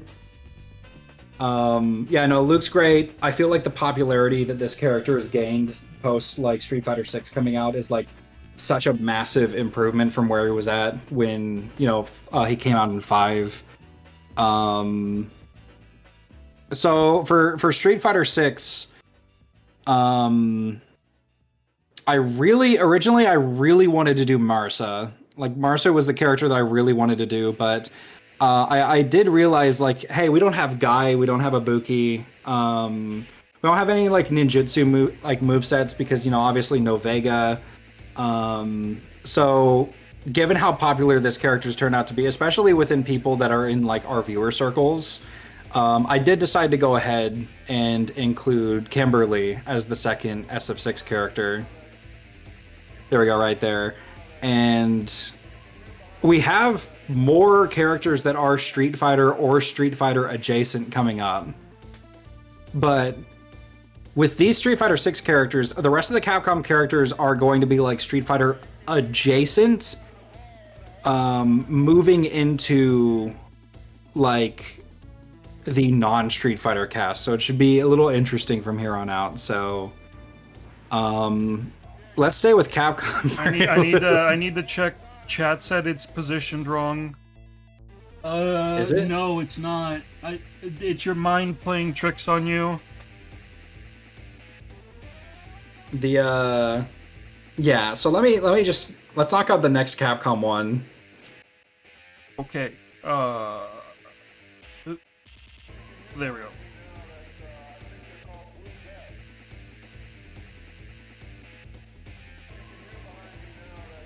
Creeks. Okay, yeah. So here's Akira Kazama from Rival Schools. This is my main in Project Justice, the character I play most consistently on pretty much every team that I play. Akira's a lot of fun. Was implemented into Street Fighter V towards the end of the life cycle of that game as the first Rival Schools character to be implemented into a proper Street Fighter game, and I feel like the reception there was extremely warm. Was a character that was very well received. I think a lot of the stuff that they did with their moveset to transition her properly into like the 3D into the 2D plane of gameplay was like a lot of fun. So I wanted to do another like Rival Schools character, like another Project Justice character, but the one that immediately jumped to mind was I want to do Kyosuke because Kyosuke is one of the characters I play in CVS2. Kyosuke is like the other most consistent member of my team in Project Justice. But Kyosuke was already obviously in CVS2, and I was like, well, if I do the character that was in CVS2 and the character that was in, you know, Street Fighter 5, I feel like that would be a little bit boring. I try to, you know, reach a little bit deeper than that. So I did the third member of my Project Justice team instead. I did my boy Eiji Yamada, aka Edge, from Rival Schools and Project Justice. In the first Rival Schools game, he's like another member of Akira's team. They're from like the Delinquent School. In the second game, he's like a member of Akira's older brother's team. Edge is a lot of fun. He's got really, you know, tall, spiky hair like Polnareff. He attacks you with it, like he swings around his head to hit you with it. He throws knives. He can throw them in arcs or straight ahead. He's got a really cool like back stanced, you know. He's got a really cool like back stance that he can act out of, where he, you know, he can throw a knife and then throw the knife in a way that leaves him turned around, so he can either do like another action out of it or just cancel it. It's a lot of fun. He has a he has like a flash kick sort of that involves him just kicking dirt into your eyes. It's really funny. I think that Edge is great. I think his personalities, with considering that like the main personalities of a lot of the SNK main characters are just this character is like kind of a delinquent, just like kind of a jackass like Kyo or K-Dash. One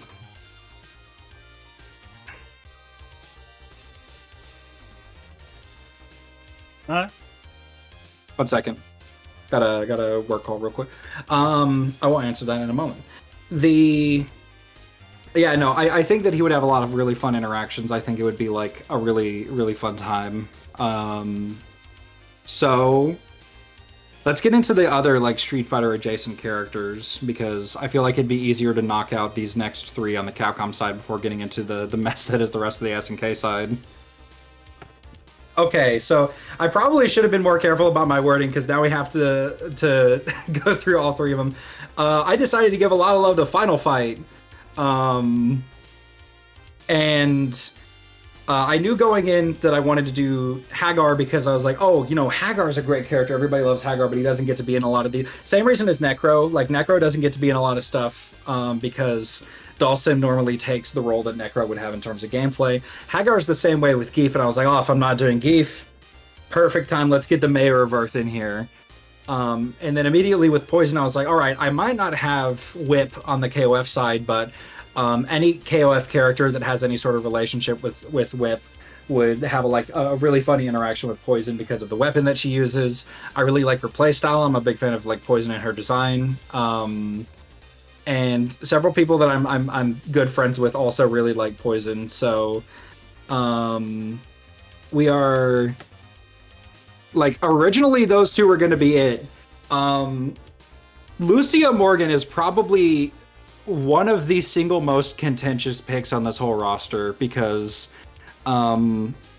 she's from Final Fight 3, which not a whole lot of people care about.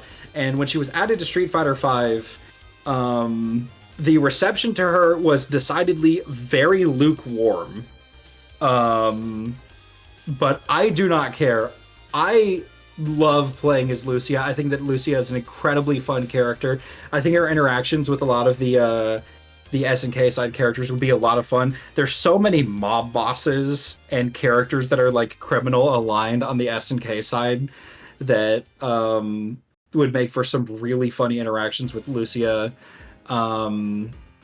I like really enjoy a lot of what they did for her like design when they translated her forward to 5.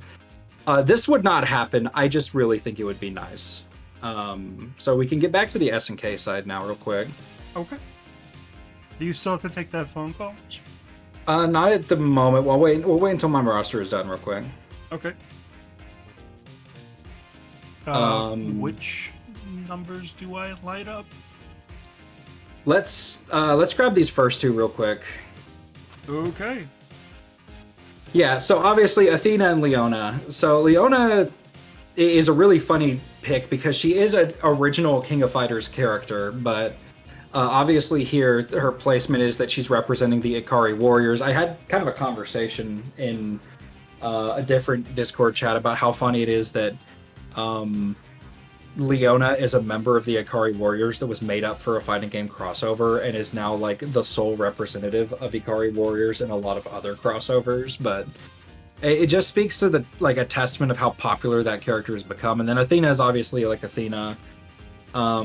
With these two, we're starting to kind of move towards the more miscellaneous SNK franchises, with both of them being KOF mainstays that additionally represent Psycho Soldier and Ikari Warriors. And with that, we get into the next SNK character, which is obviously it's Nakaruru, one of the most popular characters that SNK has under their belt.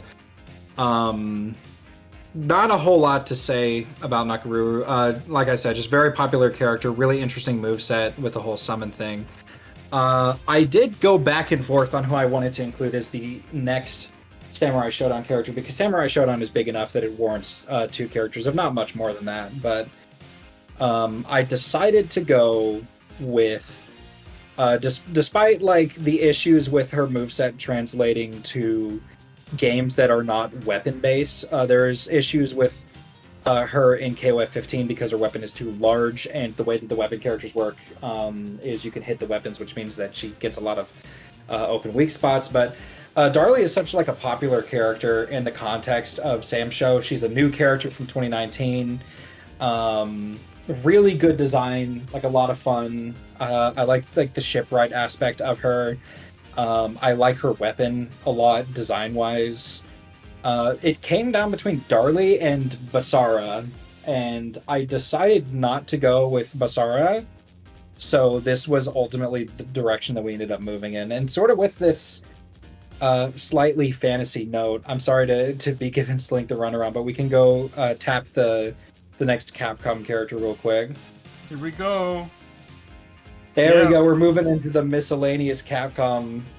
We got Tessa from Red Earth. Everybody that knows my Capcom rosters has known that I have found a way to meme Tessa onto most of the rosters that I have done for the past, like, a couple of years for Versus Series speculation, because I love Tessa's design. I think her moveset is fantastic. I love the whole like flask throwing gimmick on her heavy punch attacks.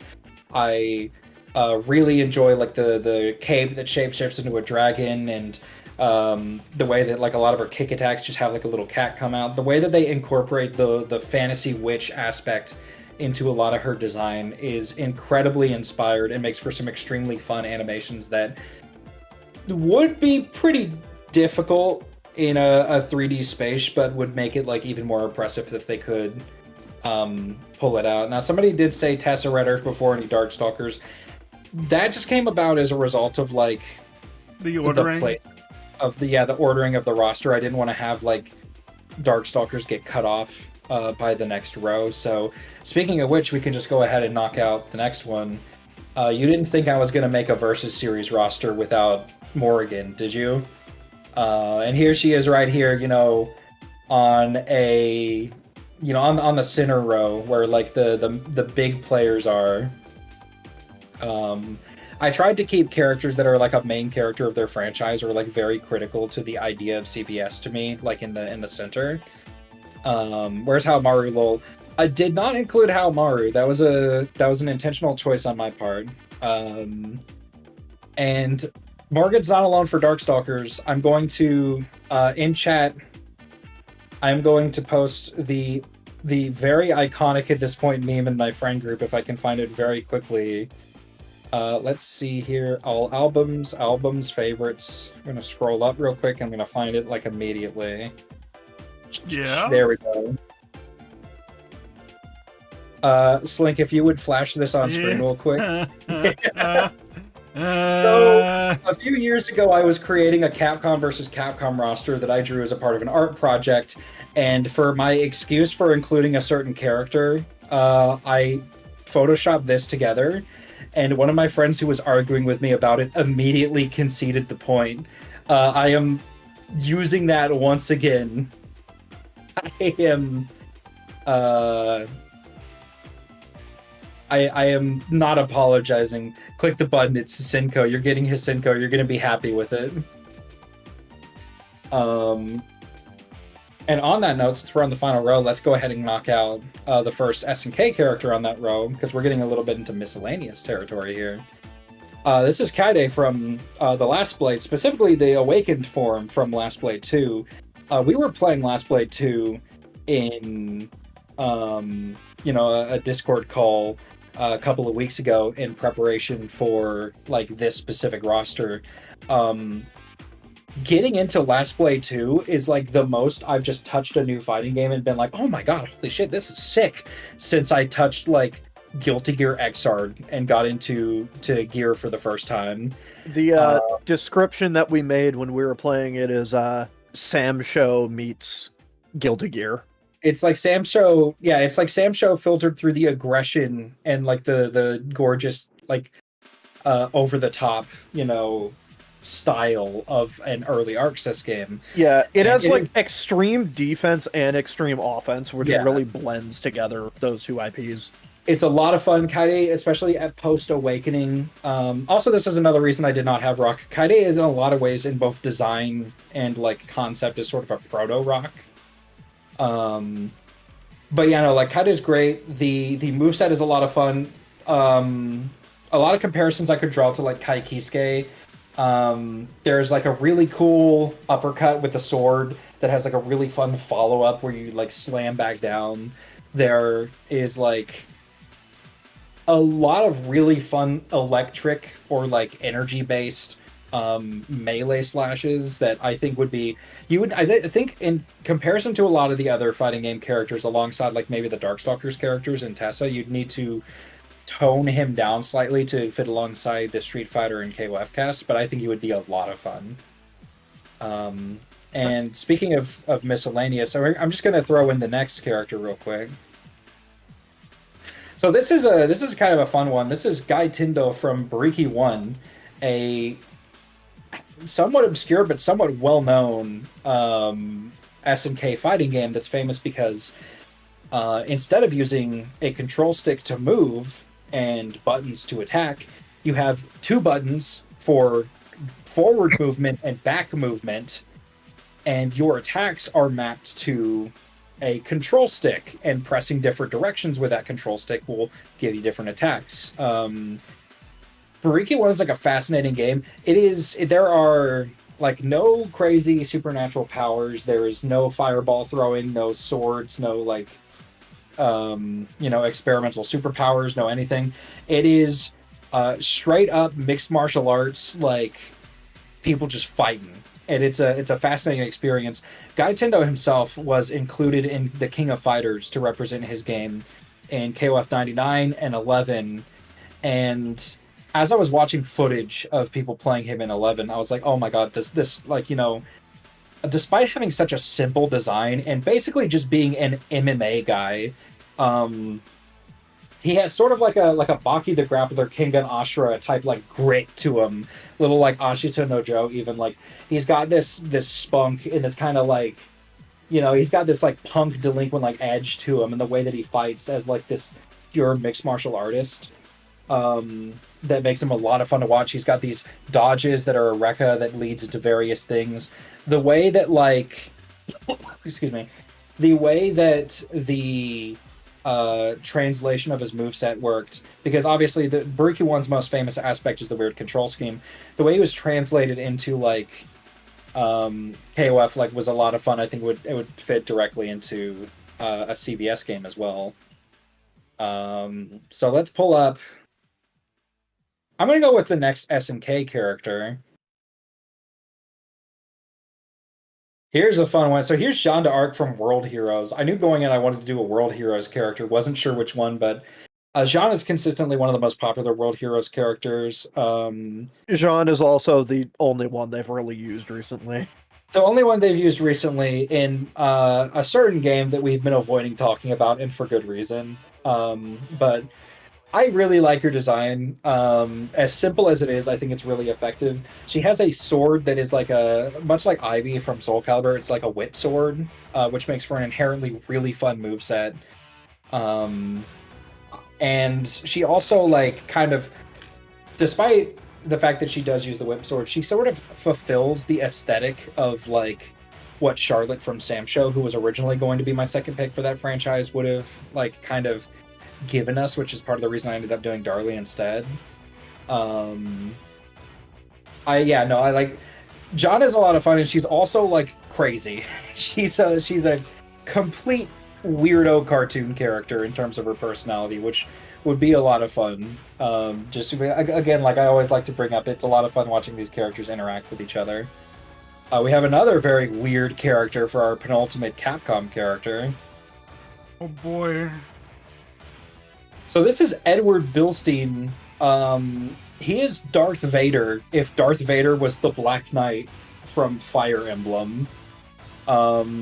He is an intergalactic terrorist emperor bent on destroying and / or conquering the galaxy. We've been demonetized.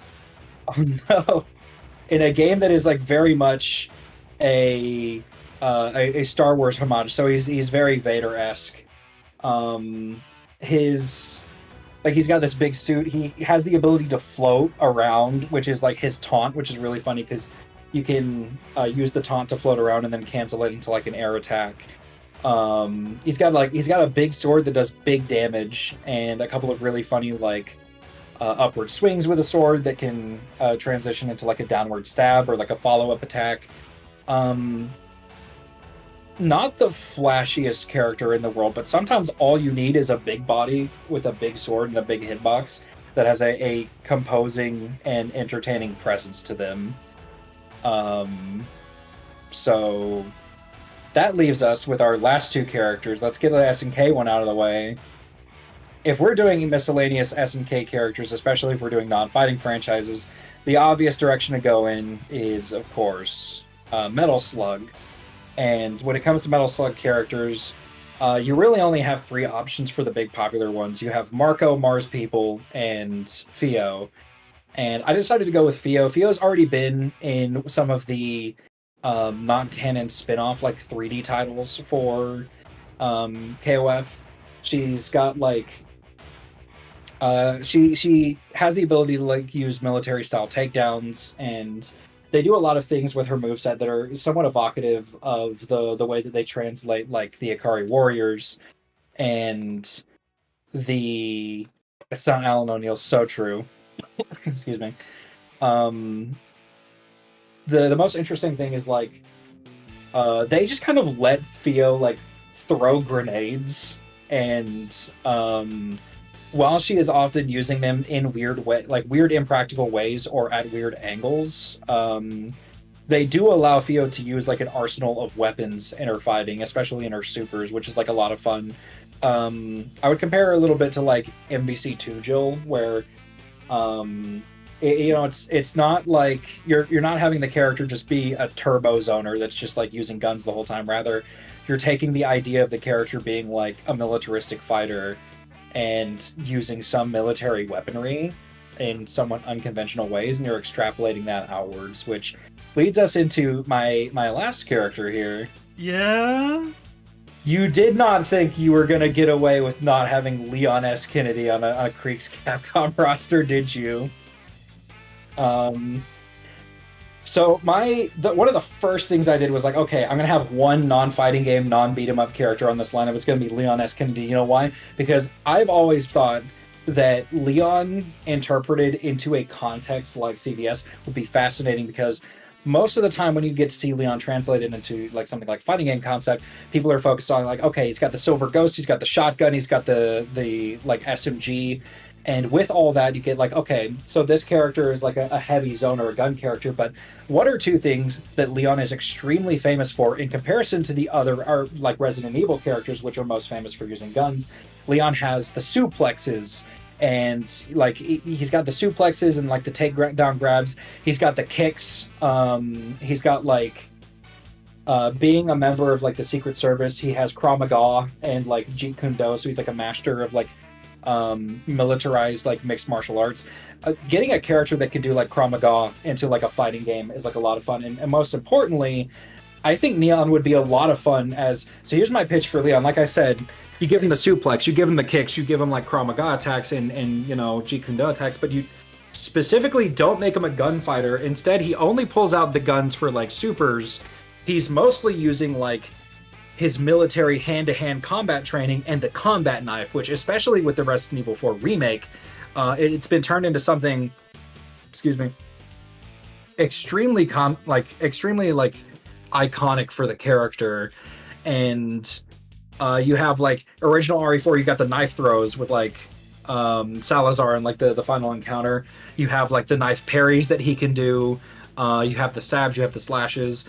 I think that like it would be a lot of fun taking this character that has such a, at this point, very well regarded and iconic non-weaponry based, or well, I guess he's got the knife, but like non-firearms based moveset in a game that is very firearms based combat, stripping him of most of his guns outside of like maybe the rocket launcher for a special, and getting to really like use a lot of those like hand-to-hand combat moves in a context that you might not really get to see them in otherwise. So I felt very strongly I wanted to do Leon from like the beginning of this plan, Okay. which makes the end of my roster. Yeah. All right. I'm gonna go next, so you'll have to forgive me. My throat is a little hoarse, so I may be having trouble speaking sometimes, but it's gonna be fine. It's gonna be good. Okay. So for this roster, for the first time in a while, I went into it without like sort of what's the word, pessimistic stance on things. I approached this actually a bit seriously. Now, I made some funny decisions, including, we'll get to them eventually, but the first character that I decided to do is gonna raise some eyebrows, tilt some heads. But okay, so we need to start off the roster right, with the most iconic SNK character, Che Guevara.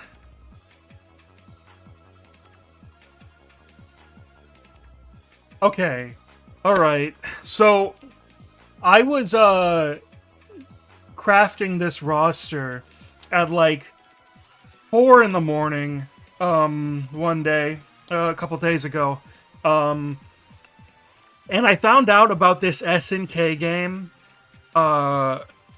because my friend was streaming the SNK 40th anniversary collection to me, and the 40th anniversary has this like really big spread artwork, and really big on the left side of that artwork is just the real guy Che Guevara. And then I found out that there's this game called Gorilla,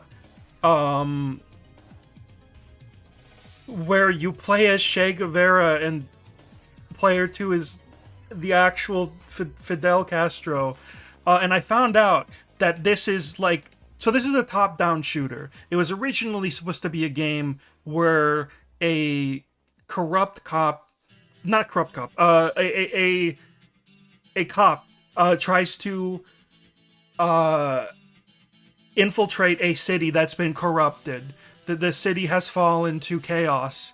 And then like the head of SNK came in and went, "Hey, have you guys heard of Che Guevara?" And then this whole game got re-engineered to be about Che Guevara. Just okay. That is what the story has been described to me as. It's fucking wild. Anyway, here's Terry Bogard. Here's Andy Bogard. This is my comfort character. Here's Mai, and Leona. I'm just gonna breeze by the ones that we've covered before, but Andy, he's not been here yet tonight, and I think this might be the last time he's here tonight. But I have a special relationship with Andy Bogard because I was repeatedly teased and mocked that Andy Bogard was my comfort character. I never heard of this character at all before the time when I was trying out KOF 15. And so I'm like, okay, fine. I'll play as Andy Bogard. And then I 3-0'd my friend with only Andy Bogard. So now he's become a living legend in our friend group, and he will be with me forever. Along with this, we have Ryu. Now, you will notice that I'm using different Street Fighter icons than everyone else. I went through painstaking lengths to crop out every single one of these icons from ending screens or promotional art, wherever it's from. And you'll see that too with Ken, who's his Street Fighter 6 design. Chun-Li, also Street Fighter 6. Everyone's Street Fighter 6. There's Guile. This is actually an alternate costume he has in 6. I don't like the jumper though, so he has this suit vest, nice dapper look. And then we have Kyo. Yup. I am still so surprised that we went an entire roster without Kyo, because I had him in a row on my SNK choices, because I had sectioned them out of like a tier list of like every SNK character. I had sectioned out the characters that I was using for this roster, and I put Kyo in a row called Contractual Obligation. So tonight's events have been pretty funny to me. Similarly, we have Iori, and next up we have Jean-Pierre Polnareff from JoJo's Bizarre Adventure, Benimaru. It's been described to me many times, the character of Benimaru, and then I realized they just put Polnareff in the game, and they internally just call him. It's either Polnareff or Jean-Pierre. I don't remember. I believe it's Jean-Pierre. Yeah, both of those are his name. They just put Polnareff in the game, and I respect it. And then we have Yo.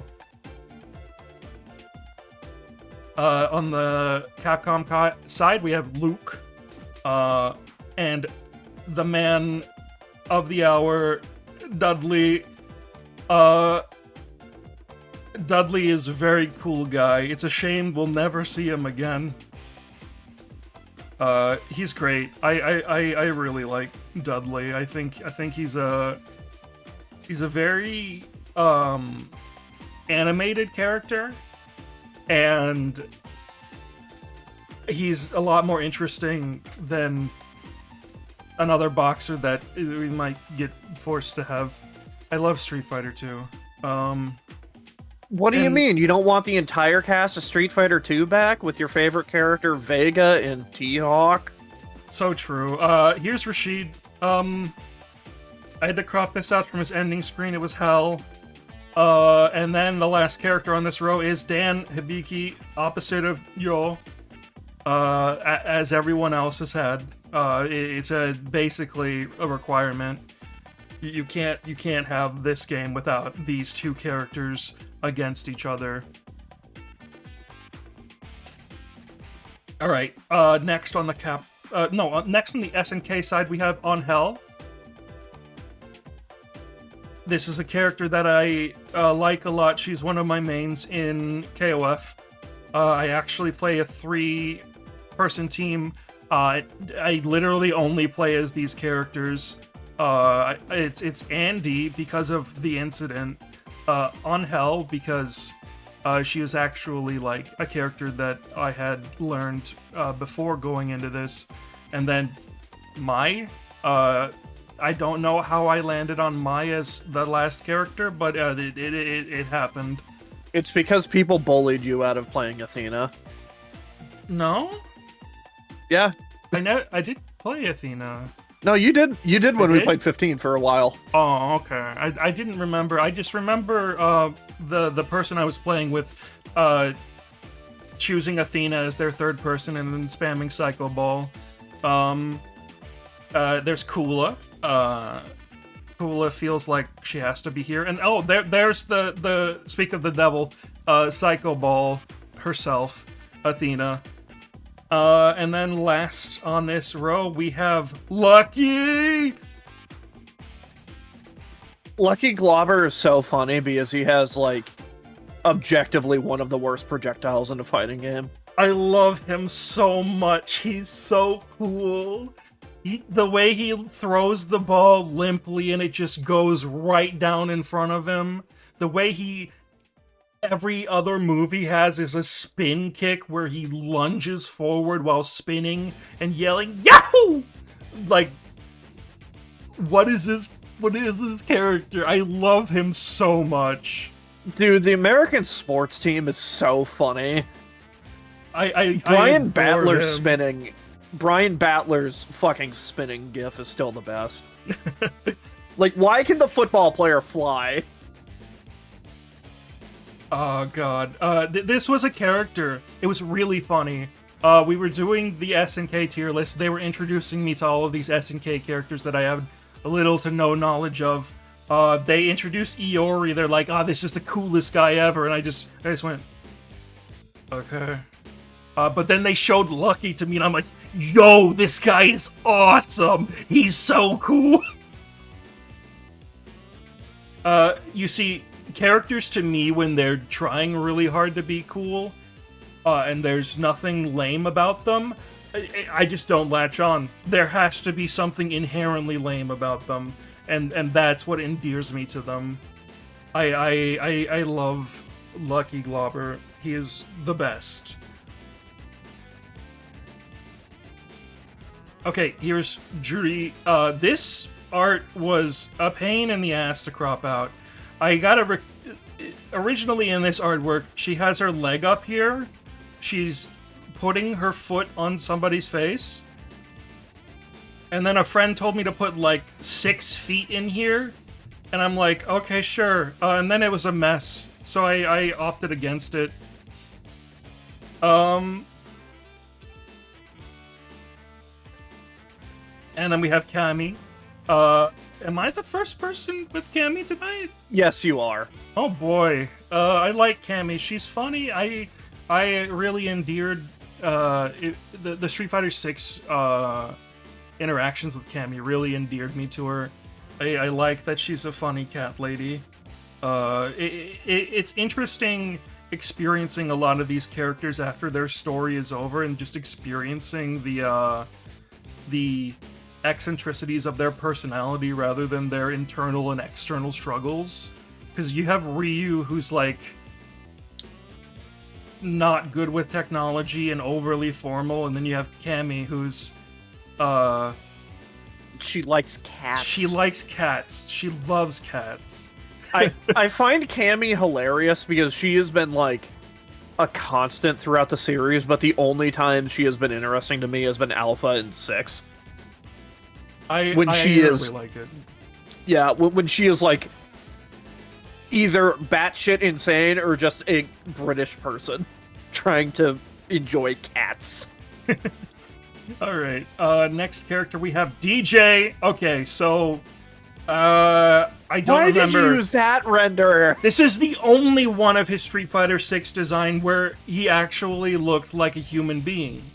And this is the thing. DJ has had this weird facial expression for the entirety of his existence that makes him look not human. And he looks like a genuine human being in 6 in the actual game. The artwork still looks weird except for this one. Wait, hang on. I just pulled up his art on the wiki. What the fuck? Yeah? Why is he making that face? He is always making that face. But yeah, no, I really like DJ, what they did with him in Street Fighter 6. He is like a real person now, and he is he's so cool. Really charismatic. Him and Ed had the biggest blow up in 6 because Jesus, before 6, DJ was not much of a character whatsoever. Yeah, no, he's great. I also got the Jamaican flag behind him. I did that as a joke, and then I thought, oh no, this actually looks really cool with the composition, and then I left it. And then the last character on this row is Daigo from Rival Schools. We have Daigo. I originally looked into this character when I was making my Marvel vs. Capcom roster with Huff. And I really like Daigo because he's this really big-bodied teenager in high school. he's like Jotaro, except, correct me if I'm wrong, but he's much nicer than Jotaro. Yes. Yes. Well, actually, I can't say that because I don't JoJo. Well, Jotaro's a dick. But yeah, Daigo, I really like him, and he adds this dynamic to the cast, because there's, at this point, not a lot of big characters. They're all on the Capcom side, basically, at this point. And and he just like stands out from the other kind of rival schools reps that I could do, I think. And now we go back to SNK with Geese Howard. I would just like to give a special shout out because I have been reminded of his existence by this image. A friend of mine in chat, Mr. Wario the Legend, helped me make a bunch of these images for my roster because I needed a bunch of new ones. So thank you very much. I appreciate you a lot. And that's because Geese Howard is a character that I eternally associate with him because of shenanigans. Next up, we've got Duck King. I saw the comments. I saw people not expecting him to be here. I already had him. Yeah, I knew that this was coming. Duck King is the best. He's great. Yeah, out of all of the like capoeira or dancing type fighting styles, Duck King is by far the character I like the most. Yeah, listen. When we were going through the SNK characters, they showed me Iori, they showed me K-Dash. I'm like, oh, these guys are kind of boring. But then they showed me Lucky Globber, they showed me Duck King, and I'm like, yo, these are the sickest dudes ever. I think my favorite thing about Duck King is that he has multiple pet ducks in every game. He brings a different one, and he has like P-chan and Julieta and just a lot of them. He just has a lot of them, like Catherine. All of them have like so funny names. I love him. He's the best. All right. Next up on our SNK side, we have Lady Mr. Big. The blood pact that I entered with Creeks has been fulfilled. Lady Mr. Big is eternal in these images. And finally, we got King here. The ordering is kind of going to seem a little random from here on out, because I didn't know what the hell to do. There's just a mess of different source games and stuff. I mean, to be fair, here you did the Fatal Fury cast and the ALF cast, so it works. Yeah, I tried. On the Capcom side, we have Akuma, opposite of Geese, as it feels obvious to me. Then we have Marisa. Creeks brought her up earlier, but again, I really love Marisa. She's like the standout newcomer from Street Fighter 6 to me. She's just such a striking presence and such a good character design. And not only that, but it's like also an unorthodox body type for a female character in a fighting game, which there's not a lot of those. And I respect it. Marisa is great. Next up on the other side, we've got Carlos Miyamoto.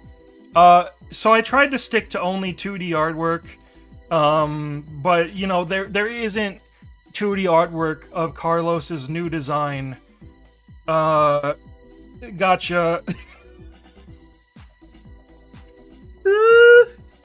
I drew this. Here's Carlos. Here's Carlos Miyamoto.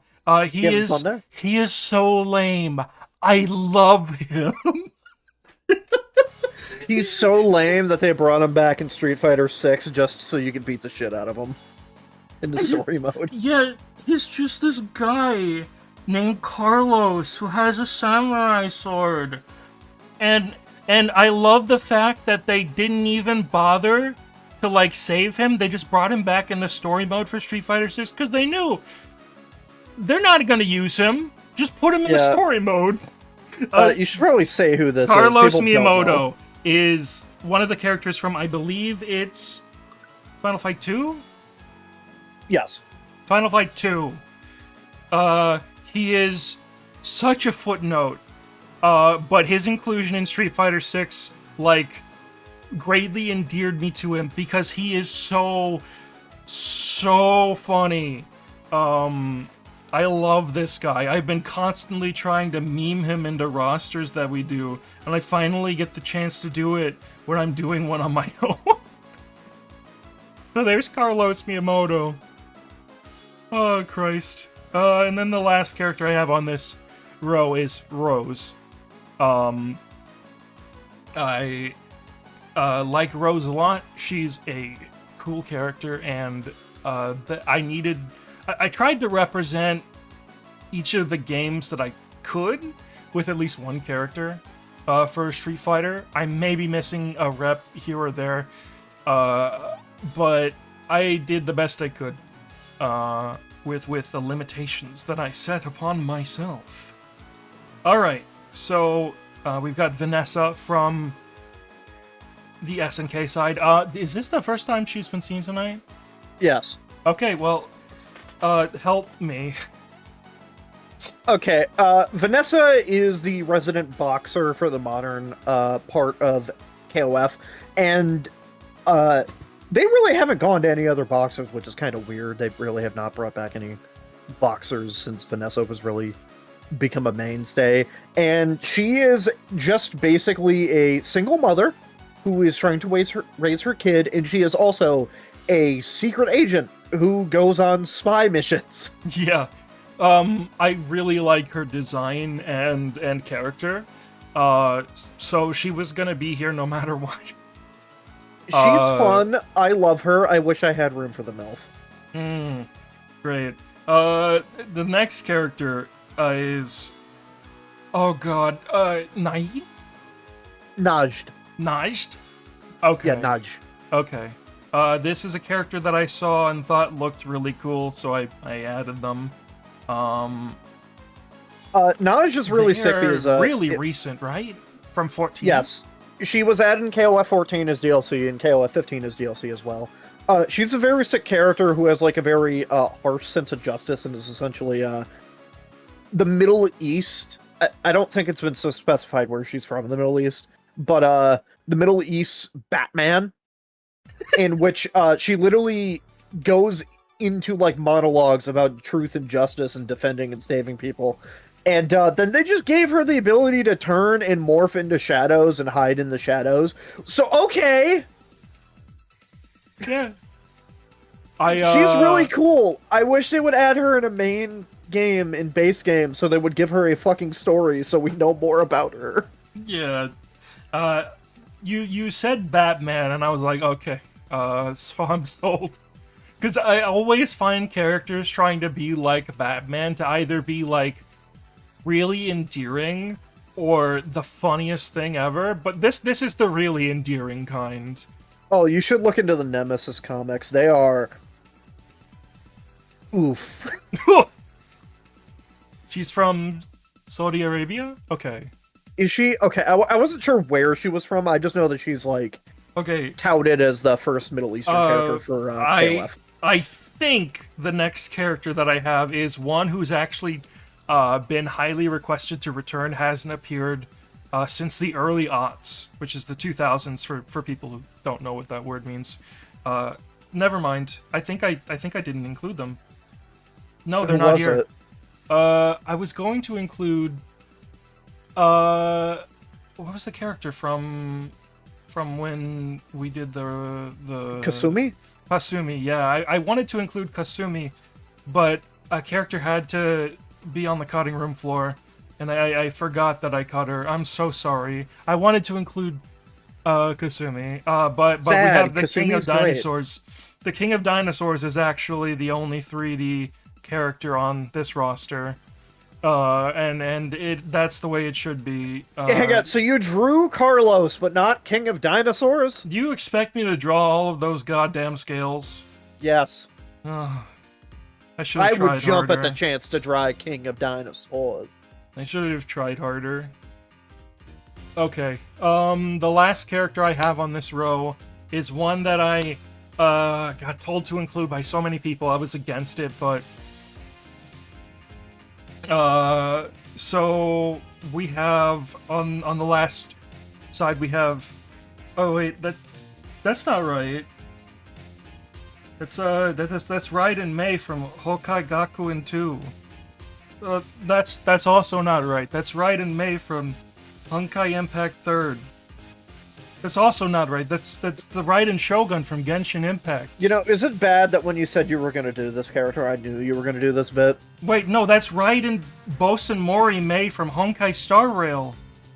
Okay, there we go. There's Raiden.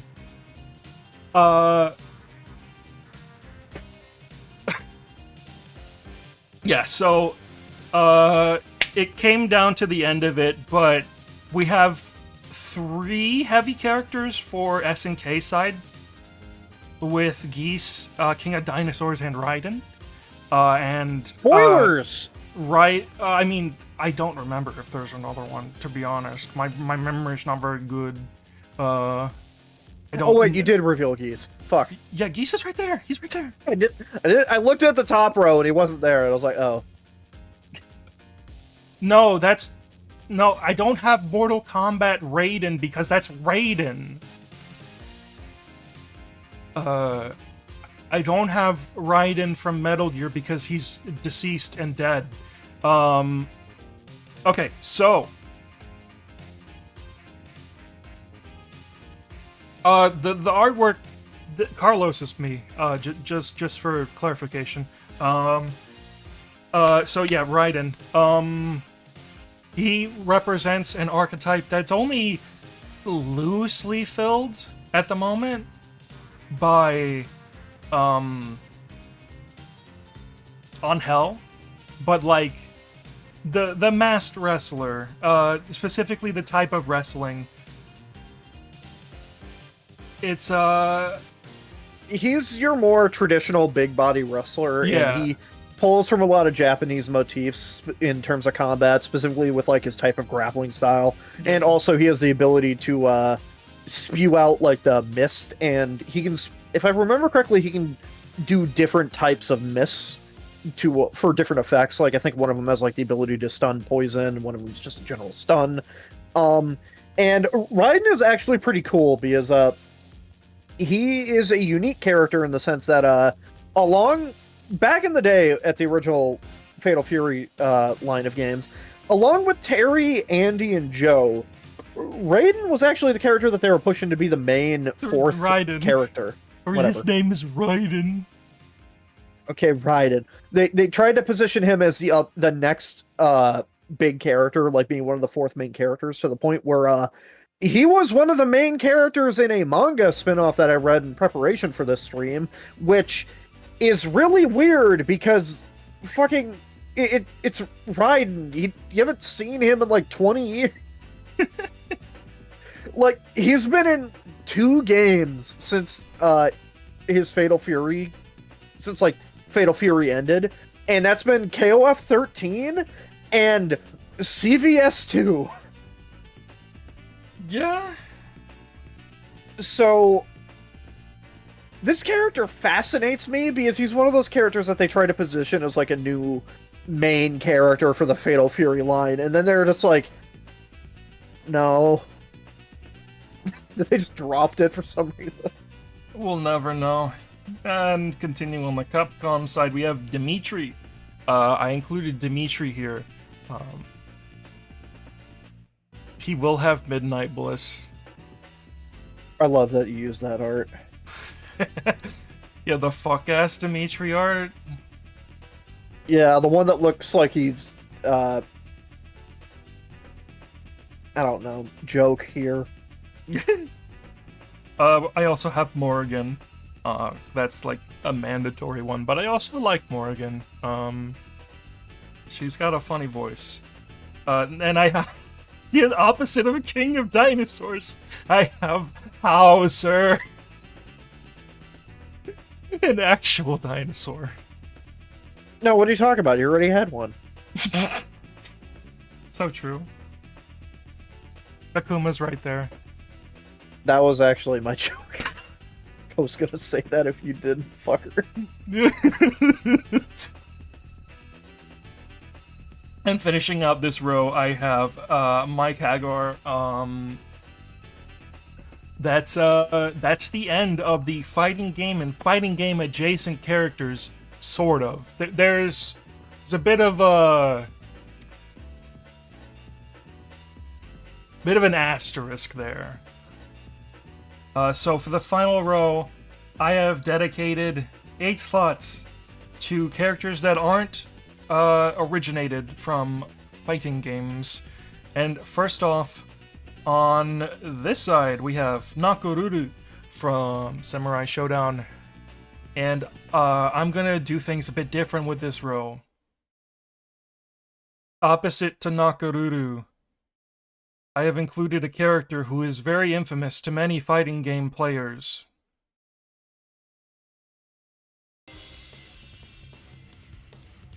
Yeah, that's right. This is the first character I decided to do for this roster. Virgil Devil May Cry.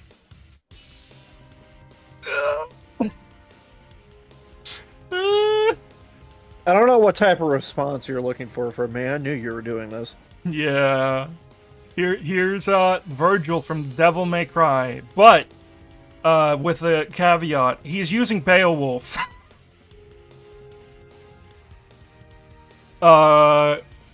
Now, a big thing that makes Virgil such a nightmare to deal with, I have been told, because I barely play Marvel vs. Capcom 3, is the fact that he can interrupt projectiles.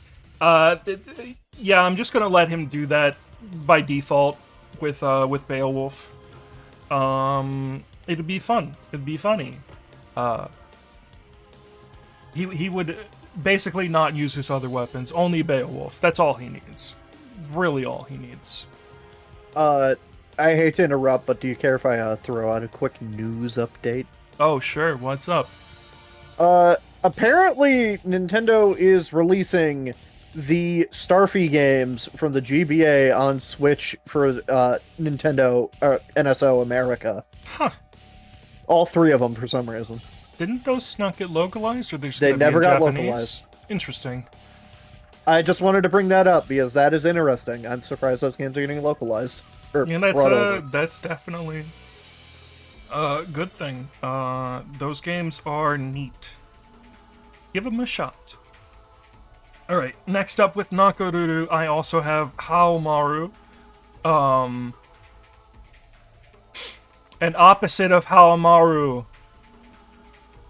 I have Dante from the Devil May Cry series. Only using Balrog. You guys want a capoeira fighter? He is a capoeira fighter and a boxer. Whoa. Oh boy. Yeah. I decided to do this because I thought it would be funny. Anyway, moving on. I think the fact that the person that knew about the bit is the one remaining here kind of lessens the joke. It sure does. People didn't know about Dante going in. That was the funny part. Everyone else is gone. It's just you and me. You want to know here's the funny Mars part? people. I called out to Wario one night and said I believe that they were doing it. I am back from my work call. Okay, look at the screen. I saw. I am very sad that I missed the explanation for Carlos. Okay, here's Mars people. I had a choice between 3 characters, and I chose Mars people because it's fucking Mars people. It's funny. I like out there, wild, crazy characters. And speaking of exactly the opposite of that, I have Nathan Rad Spencer from Bionic Commando. He's here. He's gonna do his iconic bionic arm. And then we refuse to acknowledge the last 10 years of his existence. I like Spencer a lot. I wish he didn't get done so dirty. I love Spencer. I'm so sad now. Okay. So the last character I have on the SNK side is Athena Specifically the funny one from the Princess Athena is what they are called, right? That's Yeah. the Yeah, that's a game they're from. It's a distinguish. I just like the idea of there being two characters named Athena on the roster, and I think that's funny. Anyway, the Mom, last let you character have on the two Capcom Athenas? side is Mega Man. Funny. Mega Man. Okay, this my roster, everybody. It's done. That's not a joke. Funny and iconic. Where's Donkey Kong? Where is Donkey Kong? Rotting in prison like he should be. A tax felon. No. Alright, so, that was quick and done out of the way because I'm bad at talking. Let's move on to your roster, Huff. All right. Yeah, so something I would like to throw out there is, due to the size of this, I was not able to do nearly as much as I would have liked, because I am a big SNK fan. I feel like I'm one of the few people on the face of the planet that, likes other things from SNK aside from the fighting games, and also, I feel like I'm one of the few people that prefers SNK fighters to the, contemporaries. And I absolutely love SNK, and I love Street Fighter, and I'm not too big of a fan of, like... I wanted to stick mostly to Street Fighter and the SNK KOF universe, due to the fact that I think that those are the core series that should be represented in a fighting game, because above all else, CVS is supposed to be representation for their fighting games. If you want to see other Capcom characters for this, then go to Marvel. Go to Tatsunoko. They are in a bunch of other games. This is where Street Fighter gets rep. That is my thought process for this. So, can you just reveal the first three on the Capcom side? Okay. I hope you don't mind, but we're going to be bouncing around a bit. That's fine. Yeah, wow, Ryu, Ken, and Chun-Li.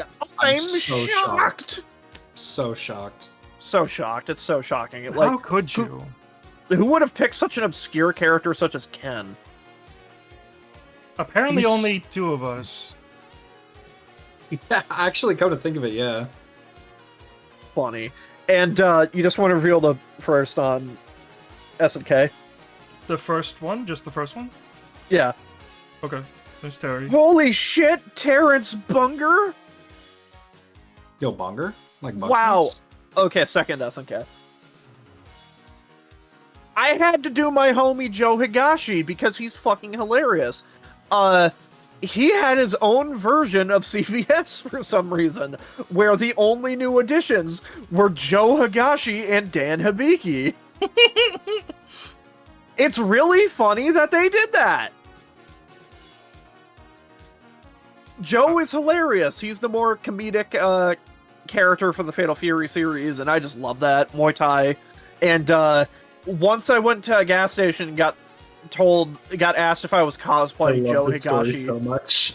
And I was so befuddled by that statement because I'm like, I'm not buff.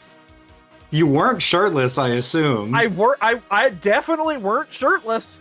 And like, I think the thing that confused me the most was like some 60-year-old obese white guy at a gas station in rural Wisconsin knew who Joe Higashi was. That was the most confusing thing to me. Yeah, but would you rather have $1 or $2? $2. Rookie mistake.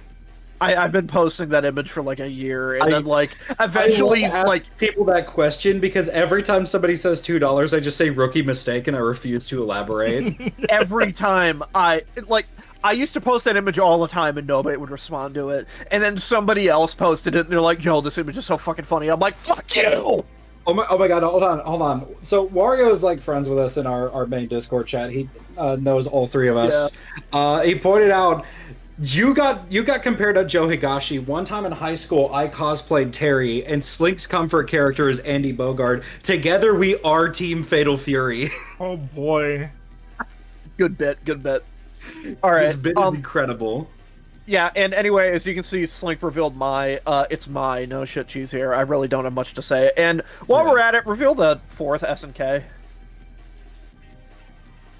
Yeah. Yo, Goose. Goose Howard. He sure is goosing for a fight. I don't believe you. I was really hoping there would just be dead silence there. Instead we said Goose at the same time. Yeah. Okay, next on the Capcom side. Damn it, we Master- almost went an entire fucking night without M. Bison. Ugh. Master Bison, he's our hero. Gonna take wait. pollution to 0. I'm a big fan of Captain Bison and the Fox from Okami. Yeah. Captain Bison. Nobody gets that joke. That's an in joke. Why am I saying that? It's like an in joke that's 3 years old. Listen, okay. You might be disappointed with the current Street Fighter 6 DLC, but just know that there's a guy out there, a sweet, pure-hearted guy, who only knows Captain Bison and Elena from Street Fighter, and is really excited about the current DLC. That's our real. Friend. We are friends with somebody whose only knowledge about Street Fighter outside of Ryukin Chun-Li is Elena and Captain Bison.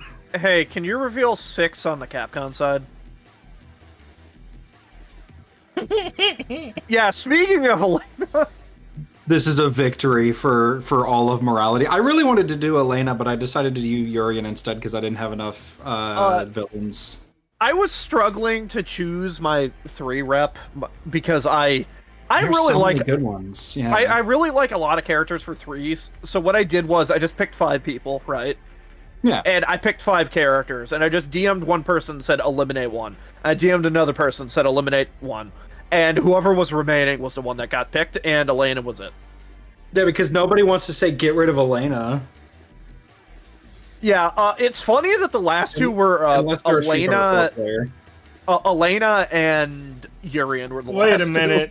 Also, Ganame pointed out you spelled her name wrong in the slot. Hold on. I made that one late at night. I blame you. Someone fix it. We all have mistakes. God bless us all. God bless mistakes. America. In the heat of passion, Jimbo. I gotta open my funky disk real quick, my F drive, and find the old icons. Okay. While we're waiting, do you just want to reveal the first 4, the next 4 for SNK? Yeah, let's do it. Let's rock.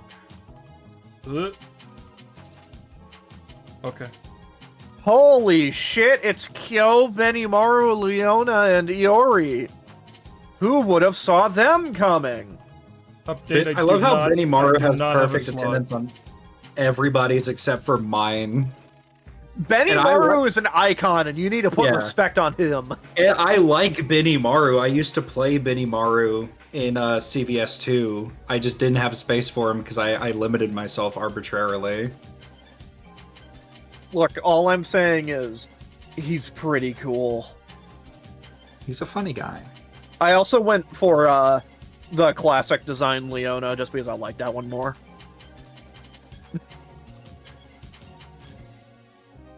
Yo, I love zooming in on Ken.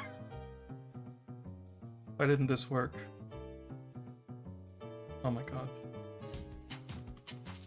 1 second. My brain didn't work for some reason. Your brain didn't work. Okay, there we go. I fixed it. There we go.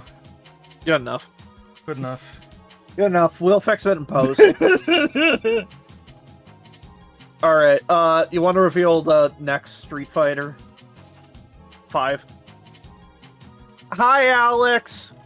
I needed a grappler. Hi, Alex. First sighting of Alex, the protagonist of Street Fighter 3 today. Yeah. I like Alex. I just like wanted to do Necro and Urian more. Street Fighter like 3 had Dudley. so many characters I wanted to do. I wanted to do like Elena. I wanted to do Makoto.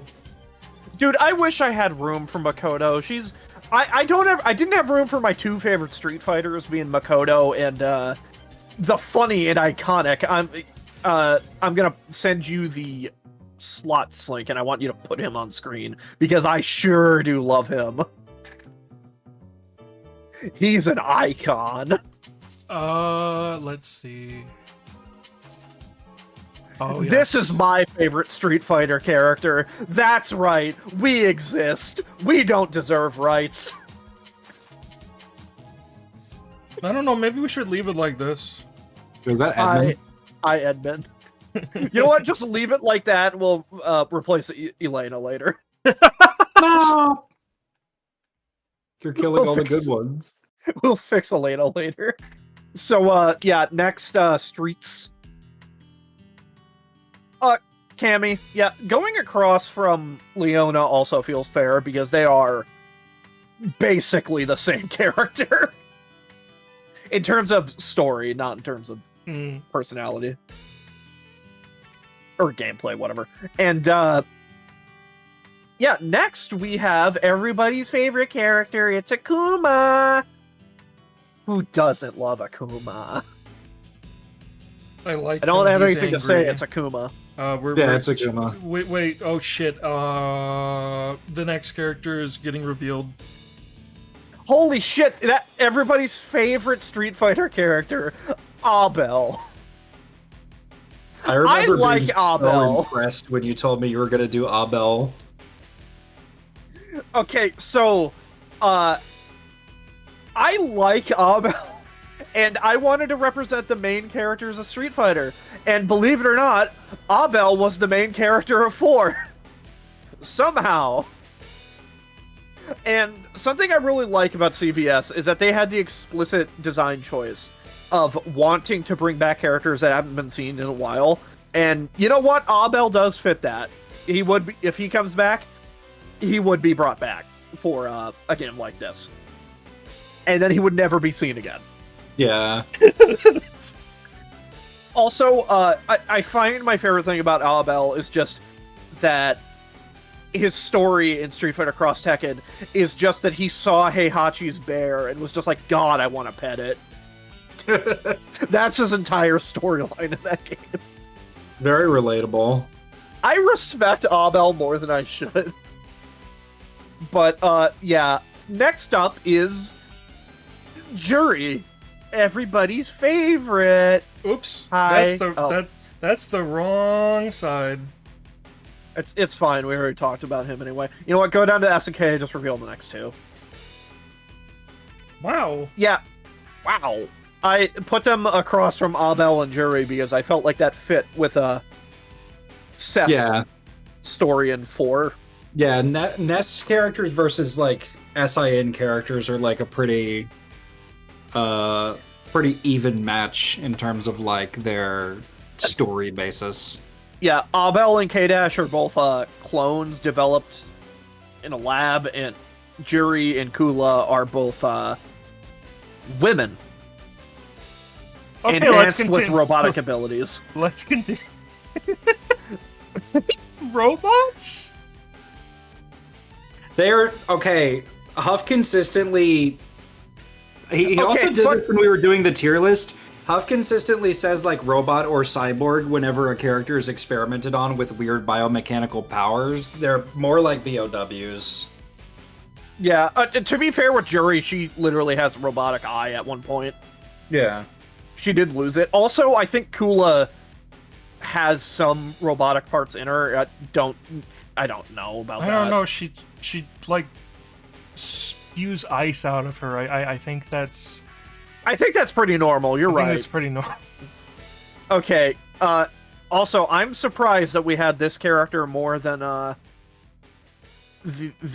Guile. If you want to reveal the next Street Fighter. Holy shit! It's Nash. I like Nash. Fuck you. He's cool. Wait, did Creeks have Nash? I forgot. Creeks I did and not Guile. have Nash. I had Guile. Okay, so it was an even split. Oh wait, I Even thought you split. didn't do Guile. I did Guile. Oh, Slink I'm did Guile. stupid. I'm blind. I Yeah, like let's just Guile, it was finish funny. up. Let's just finish up this row of street. Yo, Rashid. Rashid! I love Rashid. Rashid's so cool. Rashid's And fun. he is the protagonist of 5, so. Yeah. And I am the only person who did this because I am the only person on the face of the planet that likes this character, I swear to God. Oh. Fuck you! Ash Crimson is cool. I like Ash.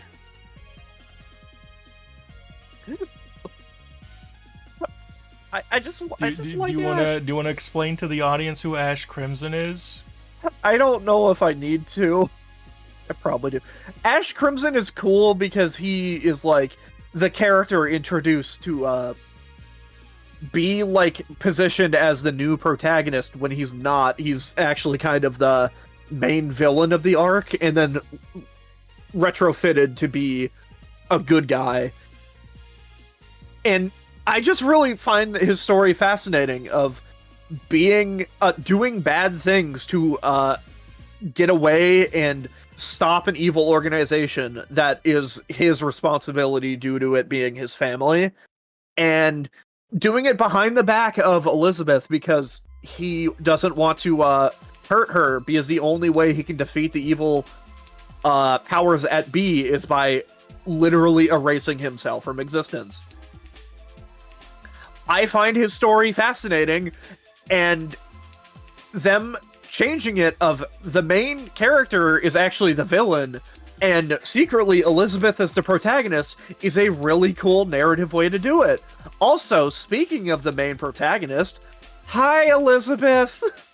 Yo. I like Elizabeth. She's Yeah, very... Elizabeth is great. She's sick, I love her. Yeah. So, Elizabeth and Kasumi were the ones that made the chopping block online, unfortunately. yeah. I Yeah. had much more important characters to include, like Lady Mr. Big. Yeah, and I mentioned I was going to do Ash and Elizabeth early on, but I realized I don't want the 8 KOF original characters to just be the Orochi Saga, Nest Saga, Ash Saga, and New Saga's like number 1 and 2 main protagonists. So I pivoted and did Funny Cronin and Melee instead. to be fair, Cronin is pretty funny. Cronin is really funny, so I'm glad I did. Alright, throw up the next SNK. Yep. Let me make sure I'm in the right folder this time. Good. Yo, do you want me to turn on the Capcom? Not yet. Oh, Ryo! He objectively should be here. But, you know, he does have a counterpart on the Capcom side. And frankly, although I love this character, and he should be here, I don't like the idea of him being here, because that's a lot of Shotos. So if you want to throw up number 13, that's Dan Hibiki. He should be here, but I kind of was toying with ideas to make him a bit more unique or interesting. So I had the idea. Dan is best friends with a certain character in Street Fighter, and I had the idea of how do you make Dan more interesting in this game, because there are so many Shotos. So let's try to branch him out a bit. So Dan's He's actually gimmick... committing. I'm committing. Dan's gimmick in this game is his best friend Jimmy asks him to participate in the tournament because he can't, and Dan does it to represent his best friend and does it in his funny mascot suit. That's right, we're doing Blanca-chan!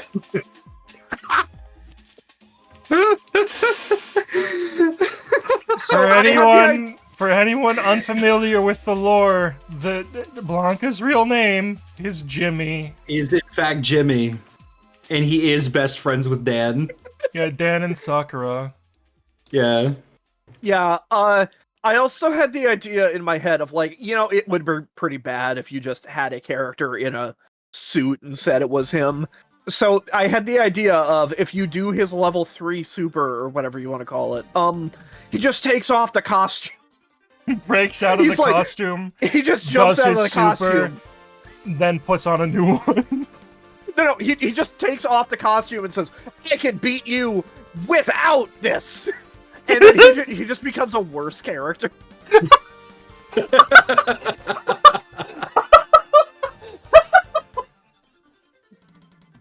Yeah. So if you want to throw up the next streets, Holy shit! it's Sakura. It's the counterpart to Yuri. It should be there. And Speaking of, And Dude. speaking of Yuri, first I want to just... Whoa. I had this character here.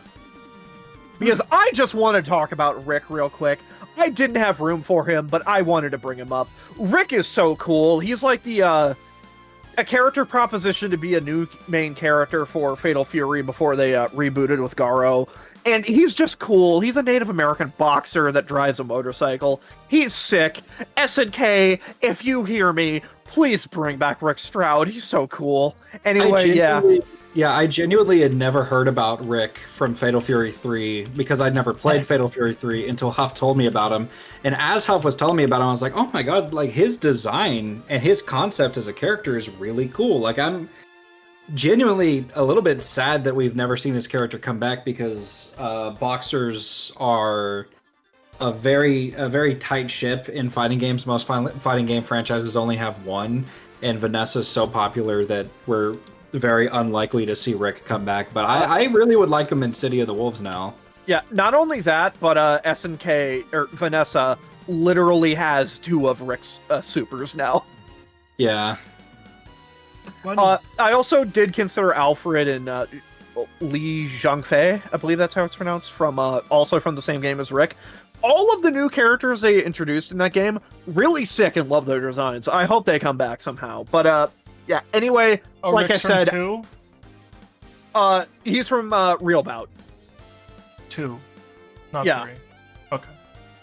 Oh, sorry, that's my fault. My fault. No, it's fine. Anyway, like I said, I wish I could do Rick. I didn't have room to justify it because I need Yuri. So, Me too, buddy. yeah. And if you just want to drop the next Street Fighter and the next SNK, I'll put SNK on first. it's Shune. People hate Shune, but I've grown to really like Shune just because his a lot of people get on his design. And I want to defend his design a little bit if you don't mind. Because Shune is a character that was abandoned by his parents at a Chinese martial arts school. Because Shune had like mystical powers that they didn't like, and it was terrifying with like the phantom hands. So they sent him off to live with Tung Fu-Ru, and you know, living in the mountain on in a martial arts school probably isn't the best place for a kid to grow up. So he dresses that way because he only really knows stuff from the internet. So he just knows what like Korean pop idols look like, or like a boy band people. So he just dresses this way because he thinks it looks cool and what people expect. And this character is a dork. He is riddled with anxiety, and he wears the headset just to keep himself calm because he's afraid of his powers going loose. I've grown to actually really like Shune. It's a shame. I understand why his design is like that, but it sure is a shame he looks like that. But yeah, now I'm off my high horse. Next SNK, please. Yep. Let's light them up. Isla. Isla's great. I love Isla. The new characters from the 14 saga. Isla, Nelson, and Xanadu are my top 3 for very different reasons. One is just sick, one I really like the concept of, and then the other one is fucking hilarious. But yeah, Xanadu's really funny. Shout out to Xanadu. He's Xanadu-rific. Okay, Fucking- so next... I feel like Streets. every time we have a discussion about KOF, Xanadu comes up, and it's always you. It's never not you. It's because he's so cool! It's because he's really funny. Yeah, was I the only person to do Jamie? No. Oh wait, no, Phantom. No. Phantom had Yeah, Jamie. Phantom also did Jamie. I consider Jamie, but like Street Fighter 6 was tight, and I would have done Marisa if I didn't do Kimberly. Yeah, I considered Marissa, Kimberly, Manon, Jamie, and JP. And I just settled on Jamie just because I feel like he fits. I did Marisa because I didn't want to do Zangief, and also Marisa is really cool. Yeah, She's really Marisa- cool. I don't know if I'd consider her a counterpart for Zangief, just because like Geef is a grappler, whereas Marisa is more of like a heavy-hitting big body. She's a hybrid. Sort of, yeah. I also had Hagar for the pure grappler, so True. Oh, also, I see somebody brought it up. I did consider Mei Tenkun for a bit, but SNK was really strapped. I also considered Kukri. I forgot to bring up Kukri. Kukri is fucking great. I love Kukri. But, yeah. We'll just pretend that heroines did not happen. Yeah. Kukri is so cool if you ignore heroin, which I think we all should do for the better. But, yeah, you just want to do the next, SNK. yo, Psycho Ball. Holy shit, Psycho Ball! And the next Streets. I like Speaking of Hagar. I felt a little light on grapplers, despite the fact that all of the grapplers so far are on the Capcom side, funnily enough. And Hagar is just cool. I like Hagar. I made him in MVC. But next on the street side, I wanted to do a character that was missing for a while, but relevant enough to warrant being in here. And I also wanted to do a Final Fight character that hasn't been playable before, because they've done all of the ones that matter, basically. But they didn't do this guy. Everybody's favorite character from Street Fighter 6, Damned. I respect it. Yo. I respect it. I think Damned is funny. His name is Thrasher Damned. He's a funny guy. He's so funny. Why did they name him Damned? He's a he's a funnier funny character guy. than we've ever had before. He's Okay. a funny guy with a funny voice, and the gamer girls are kind of well. That's great. Okay. Next Streets. Okay. I like Kyosuke. Yeah, Kyosuke rules. I'm Yeah, so glad you had him because I didn't want to commit to him. Yeah, I originally had two rival schools characters, but I backed off for it because I felt like that was a bit much, and I wanted to represent some other IPs. And Kyosuke is just cool. I like Kyosuke. But anyway, can you reveal the next on the SNK side? Okay. Akari. Yo. Akari is from The Last Blade, and she's like, I don't know what that archetype is, but, like, you don't like that thing that the Shrine Maidens carry with, like, the bangles on it? Yeah. Yeah, she fights with that, and she's kind of a joke character, not really a summoner. It's really hard to explain, but she Yeah. fights by summoning yokai. Yeah. And a lot of her attacks are fucking hilarious. Yeah, I was, like I mentioned, we were playing Last Blade 2 together, and I've gravitated to this character immediately because the animation work on this character is frankly insane. Some of the moves are genuinely so creative and fascinating in like the way that they are executed, the conceptualization phase of like the attacks. There's a move where she has a yokai trap you in a bell and then you disappear, and then a yokai like head comes off the side of the screen and spits you out. Yeah. Also, it's a go head Yeah. according to anime. And Akari also has some really cool mechanics because she also has like a priest like talisman, I think it is, where she has a command grab where she just puts a talisman on you, and after a little bit it explodes. Yeah. And then I think she also has a talisman that does something different, where it, depending on which button you input, it'll do different actions. Like I think one of them can turn you to stone for a second. She's just really cool, and Last Blade is really cool. Buy the Last Blade 2 on Steam. Go play the Last Blade. We want people to play the Last Blade with us is basically what we're getting at. Yeah. This next character on the SNK side, I told Slink and Creeks not to research this series for a specific reason, because I feared they would find out about this character. And, well, that series is Metal Slug. I'm a big metalhead. I'm a big slugger. I love Metal Slug. As a run and gun, I feel like it is a really fun series, but unfortunately I don't think the Theo and Marco really fit, because I don't really like traditional guns in fighting games. Like a Street Fighter fighting game. I don't think it fits super well. So I decided to go with a more cartoony character, and I thought about doing like the the Arc of Evil, I think it's the name of the Avatar of Evil from Metal Slug 5, I believe it is, which is the final boss. And then I bought Metal Slug Reloaded, the Metal Slug Attack Reloaded, the game that was just revealed in the Nintendo Direct. And I found out about some of the OCs in that game. And they have some cool OCs with like some really cool powers, designs. Yeah.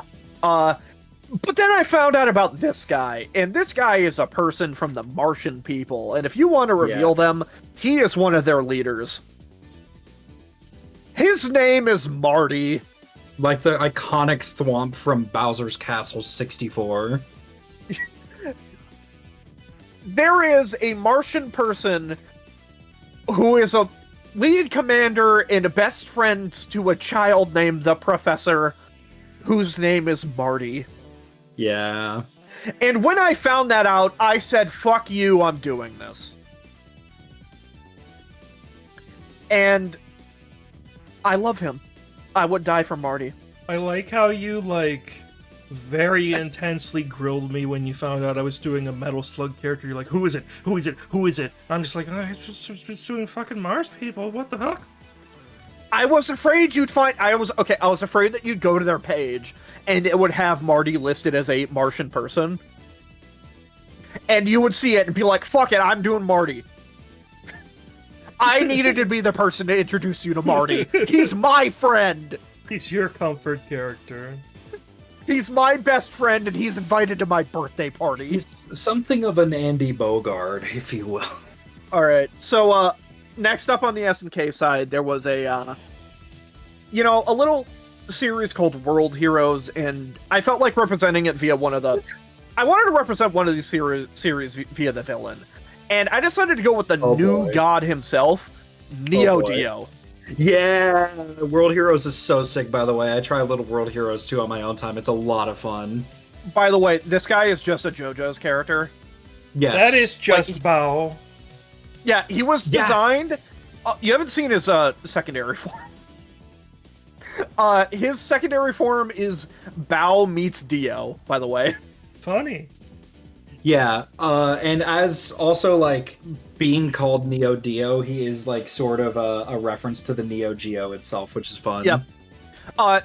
Neo Dio is the second version, because there's a Gio, I think it is Gios, which is a metallic Dural type character, and then Neo Dio is the second version, because it goes from Geo to Neo Dio.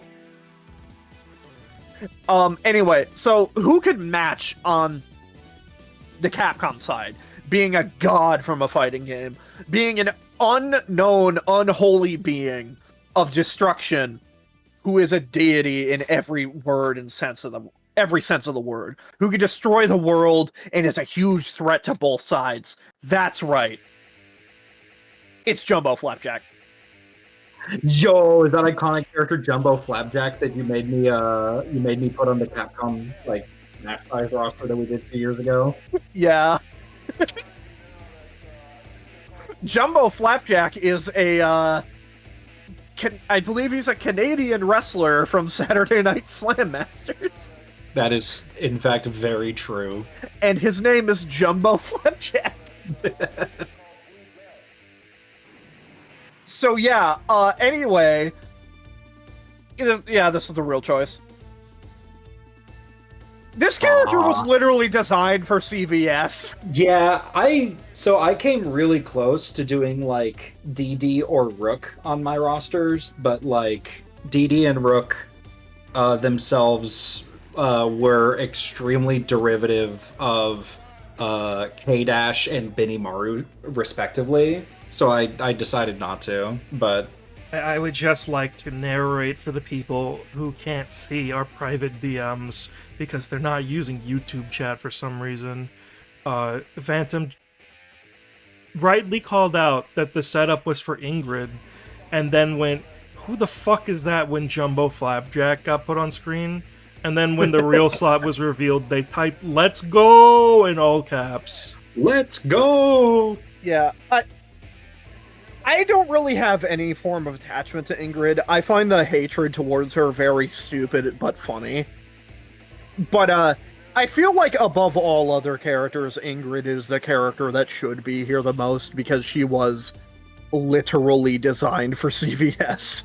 Yeah, Ingrid absolutely should be here because Ingrid, for the people in the chat that don't know, Ingrid's a character that appeared in a PSP port for Alpha 3 because she first debuted in Capcom Fighting Evolution. She was one of 3 OCs. I mentioned DD and Rook, the other ones. Look up their designs, by the way. They're super sick.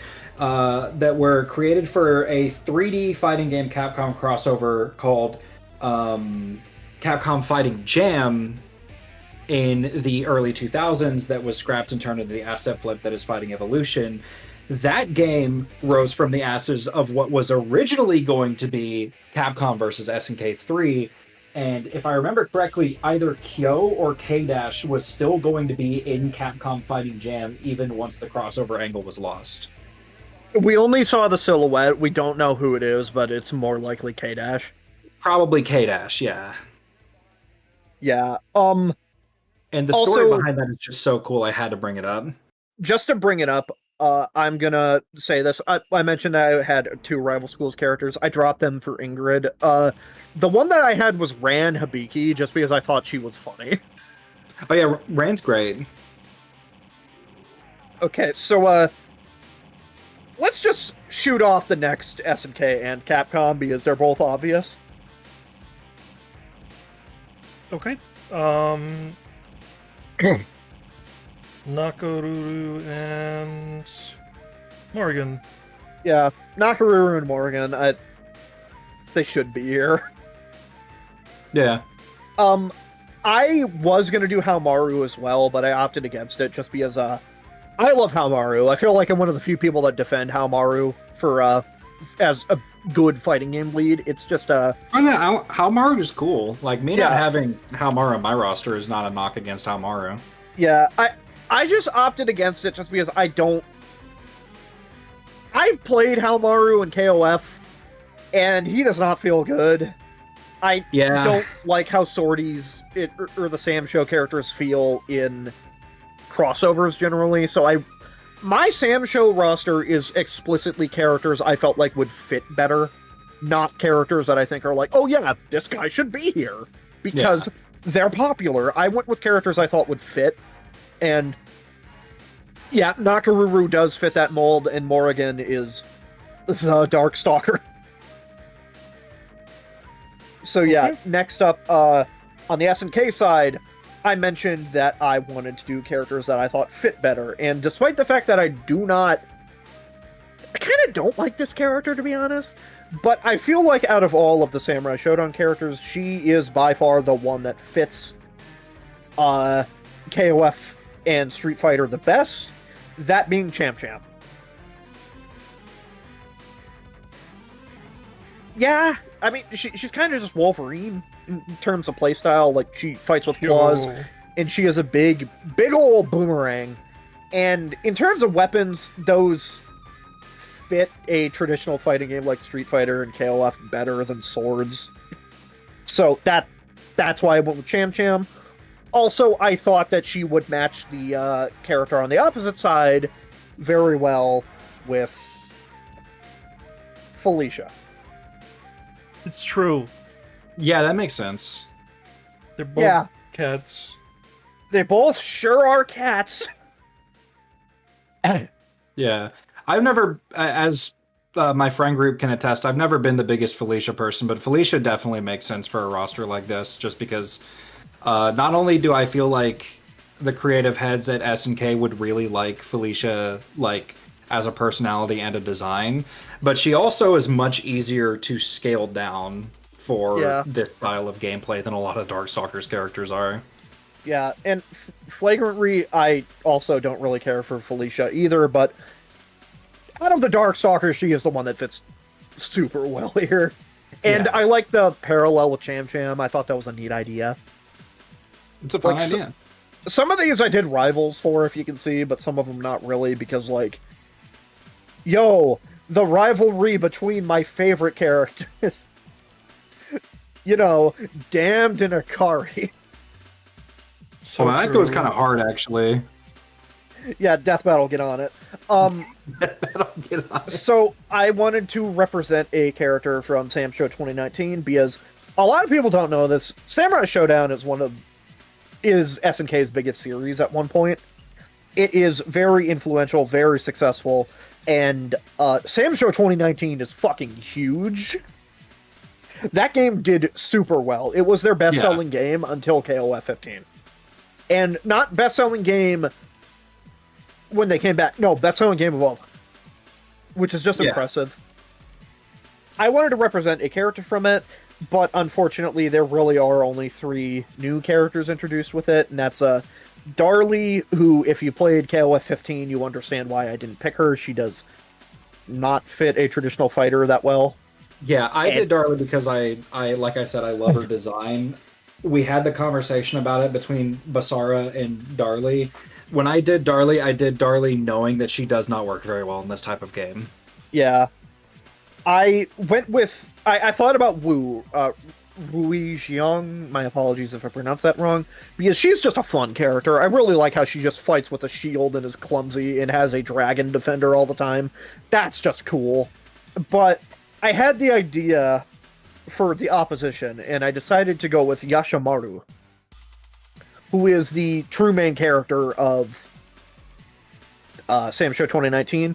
And also, he has a bit of a unique style to him, because he's kind of a blend between a ninja, and he is also a Tengu. So I feel like that just fits the Darkstalkers pretty well, because he's not a full human. He's half Tengu, half human. Yeah, I always thought his design was super sick, even if I don't know a whole lot about him. The main thing I know about this character, everybody, when we're done with this stream, please go look up Sam Show 2019, Do You See That Elk? And witness one of the best fighting game clips of all time. Do you see that elk? It is peaceful. I love Wooly so much. Wooly's the best. I still think one of my favorite Sam Show 2019 moments is when they're having the two commentators are like, oh my god, these two know how to do footsies and respect each other, and they're trying to feel each other out. That's the clip. That's Wooly. Wooly is the commentator in that scene. That's the clip. Oh, that is Wooly? I love that clip so much. It is the clip. They're just talking about how much respect that they have for each other as these two people are just standing there not moving. Yeah, they're just standing and then there it's not revealed moving, that one of the contestants had their controller unplugged by accident. And they're like, this is Sam Show. Look at how peaceful this is. They're not moving. This is a Kurosawa film right now. And then you look at it, and one of them just had the controller unplugged. It's so fucking I'm being good. informed this was a technical issue. I am being informed. I wish that he would have played with it. Like, he kept going with it, as you can clearly see them replugging the controller. Dude, stuff like that happens to Wooly every time he commentates. That's why Wooly's like the best. I wish they would get like more fighting game YouTubers in commentary for big tournaments more often. Yeah. Like I said, Yashimaru was a last second choice because I wanted to represent 2019. And I decided to go with him because there was a character on the Darkstalker side that actually fit him quite well. Ooh, okay. Yeah, I went with probably one of the least cared about fucking Darkstalkers ever, and that's Donovan. You know what's funny? I used to think that Donovan was really popular because, like, he makes his way onto a lot of rosters for being the de facto protagonist of Darkstalkers 2 and, like, having a really interesting story, and, like, his connection to Anita, who's a popular character in her own right because of the Marvel Superheroes Easter egg. Yeah. And because of all that, I did not know that Donovan was one of the lesser popular like Darkstalkers characters until about a week ago, like up through now, when people in our Discord server were talking about Darkstalkers, and then they were like, "Hey, we only play Vampire Savior, which Donovan is not in, so we know nothing about him." Yeah. I thought the dichotomy of having Donovan and Yashimaru was pretty cool, because one's older, one's newer. Both are the de facto protagonists that people forgot exist, and both of them are half human, half not human, that fight with swords and magical abilities. I just thought it was pretty cool. Gonna be honest, Chief. So, yeah. So, lastly, for the SNK side, like I said, Sam Show is a way bigger series than I wish people would give it credit for. It has so many unique characters. Too many, in fact. I'm shocked that it has as many characters. It probably has as many characters as Street Fighter somehow. But, I wanted to represent a villain, and sticking with the idea of what characters I thought would fit a game like this, I decided to go with the main villain people associate with Sam Show, Amakusa. Amakusa is just really funny. He's just a psychopath. I love that about him. And in terms of like fighting game characters that are just like pure evil mages, it's him. He's the guy. He's that man. No, that man's from Guilty Gear. Shit, you're right. I was gonna say his name, but then I fucking forgot it. Asuka R. Krauts. God, why didn't they give it something stupider? Okay, Oscar R. Kreutz is a cool name. Yeah, but I wish it was funnier. That man. that's a Also, pretty he does funny have a funnier name. Oscar R. Sharp. Yeah, but Oscar R. Sharp, the clone of him that you play as in Guilty Gear Strive, because You even when they choose to play as finally, him. yeah, even when they finally add the main antagonist of the franchise after like 20-something years, you're still just playing as a clone of him. It's great. yeah,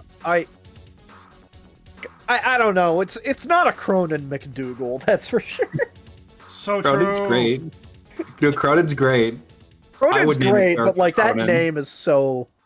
I would name a character Cronin McDougal because it goes hard. Would you name your son Cronin McDougal?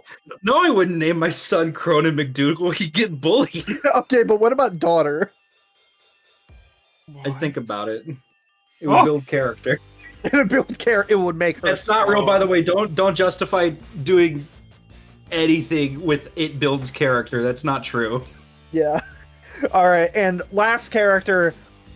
You know, I wanted another mage that fit Amakusa, and well, the one that does is Tessa from Red Earth. Yo. That's so sweet. I fucking love this render, by the way. I'm so happy I cropped this out. This render's so good.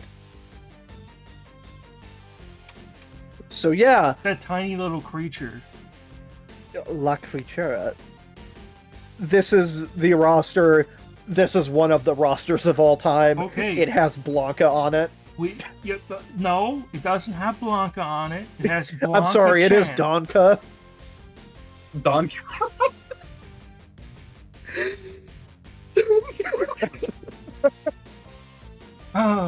Well, we've had some interesting rosters tonight. I like the variety on here. Phantom, do you want me to reorganize your roster or keep it the same but just fix the spacing? What would you reorganize about it? Just change it so that it's split evenly. Yeah, Ew, no, don't do that. Ew, I hate that setup. Okay. Okay. No offense to y'all. I'll just fix the alignments then. Wait, oh no, did we actually get rid of Elena? No, but Elena's so cool. No, we didn't. Wait, no, we didn't? Am I just not caught up? No, we put E Honda there because the slot's broken. Oh god, you're right. Oh, Zach wasn't here for it when he saw that Elena is there. Zach, Elena Zach- is here. The thing Elena- is, we had to cover up Elena because the slot is messed up. This is actually Alana. Major spelling mistake. Yeah, we'll fix it later. Shout out to Edmund though. That's my homie. Me and Edmund go real back. We're on a first name basis. We All invite right. each other to barbecues. I'm glad to be Yeah. back. This has been fun, but we gotta wrap up the festivities. Yeah, we've been doing this for a long time. This has been a long time. I'm almost unconscious at this point. Yeah, we've been up for a long time today. But You I should have get some been up. food I've been immediately. up. We're gonna put up the rosters tomorrow. They're gonna be up on our Twitter sometime in the middle of the day. It'll be posted also in our Discord. Thank you all for joining us. Really appreciate it. As always, if you want to help support the show, like, comment, and subscribe. You can also help support us directly by backing us on Patreon. Every dollar goes a long way. And you can join all of these lovely names on the screen right now. Thank you to all of our patrons. And have a nice day. Have a nice night. Sleep well. Remember, and always engagement also remember. does help. So remember, you can share around the video, the VOD version of this stream. Yes. And in the comments of this, when it gets uploaded onto YouTube in just a moment, drop a couple of examples because behind the scenes, we've been having a little bit of difficulty getting some enthusiasm recently because we've done so many of these roster streams. Give us ideas for rosters you'd like to see us do. Whatever gets a lot of likes might happen. It might appear on a poll in the future, or give us characters that you'd like to see in a CVS game. All the engagement you can give us helps. Yes. Anything helps. We really appreciate you all for watching, and always remember to return to the source. Hey, Creeks, can you say some gibberish real quick?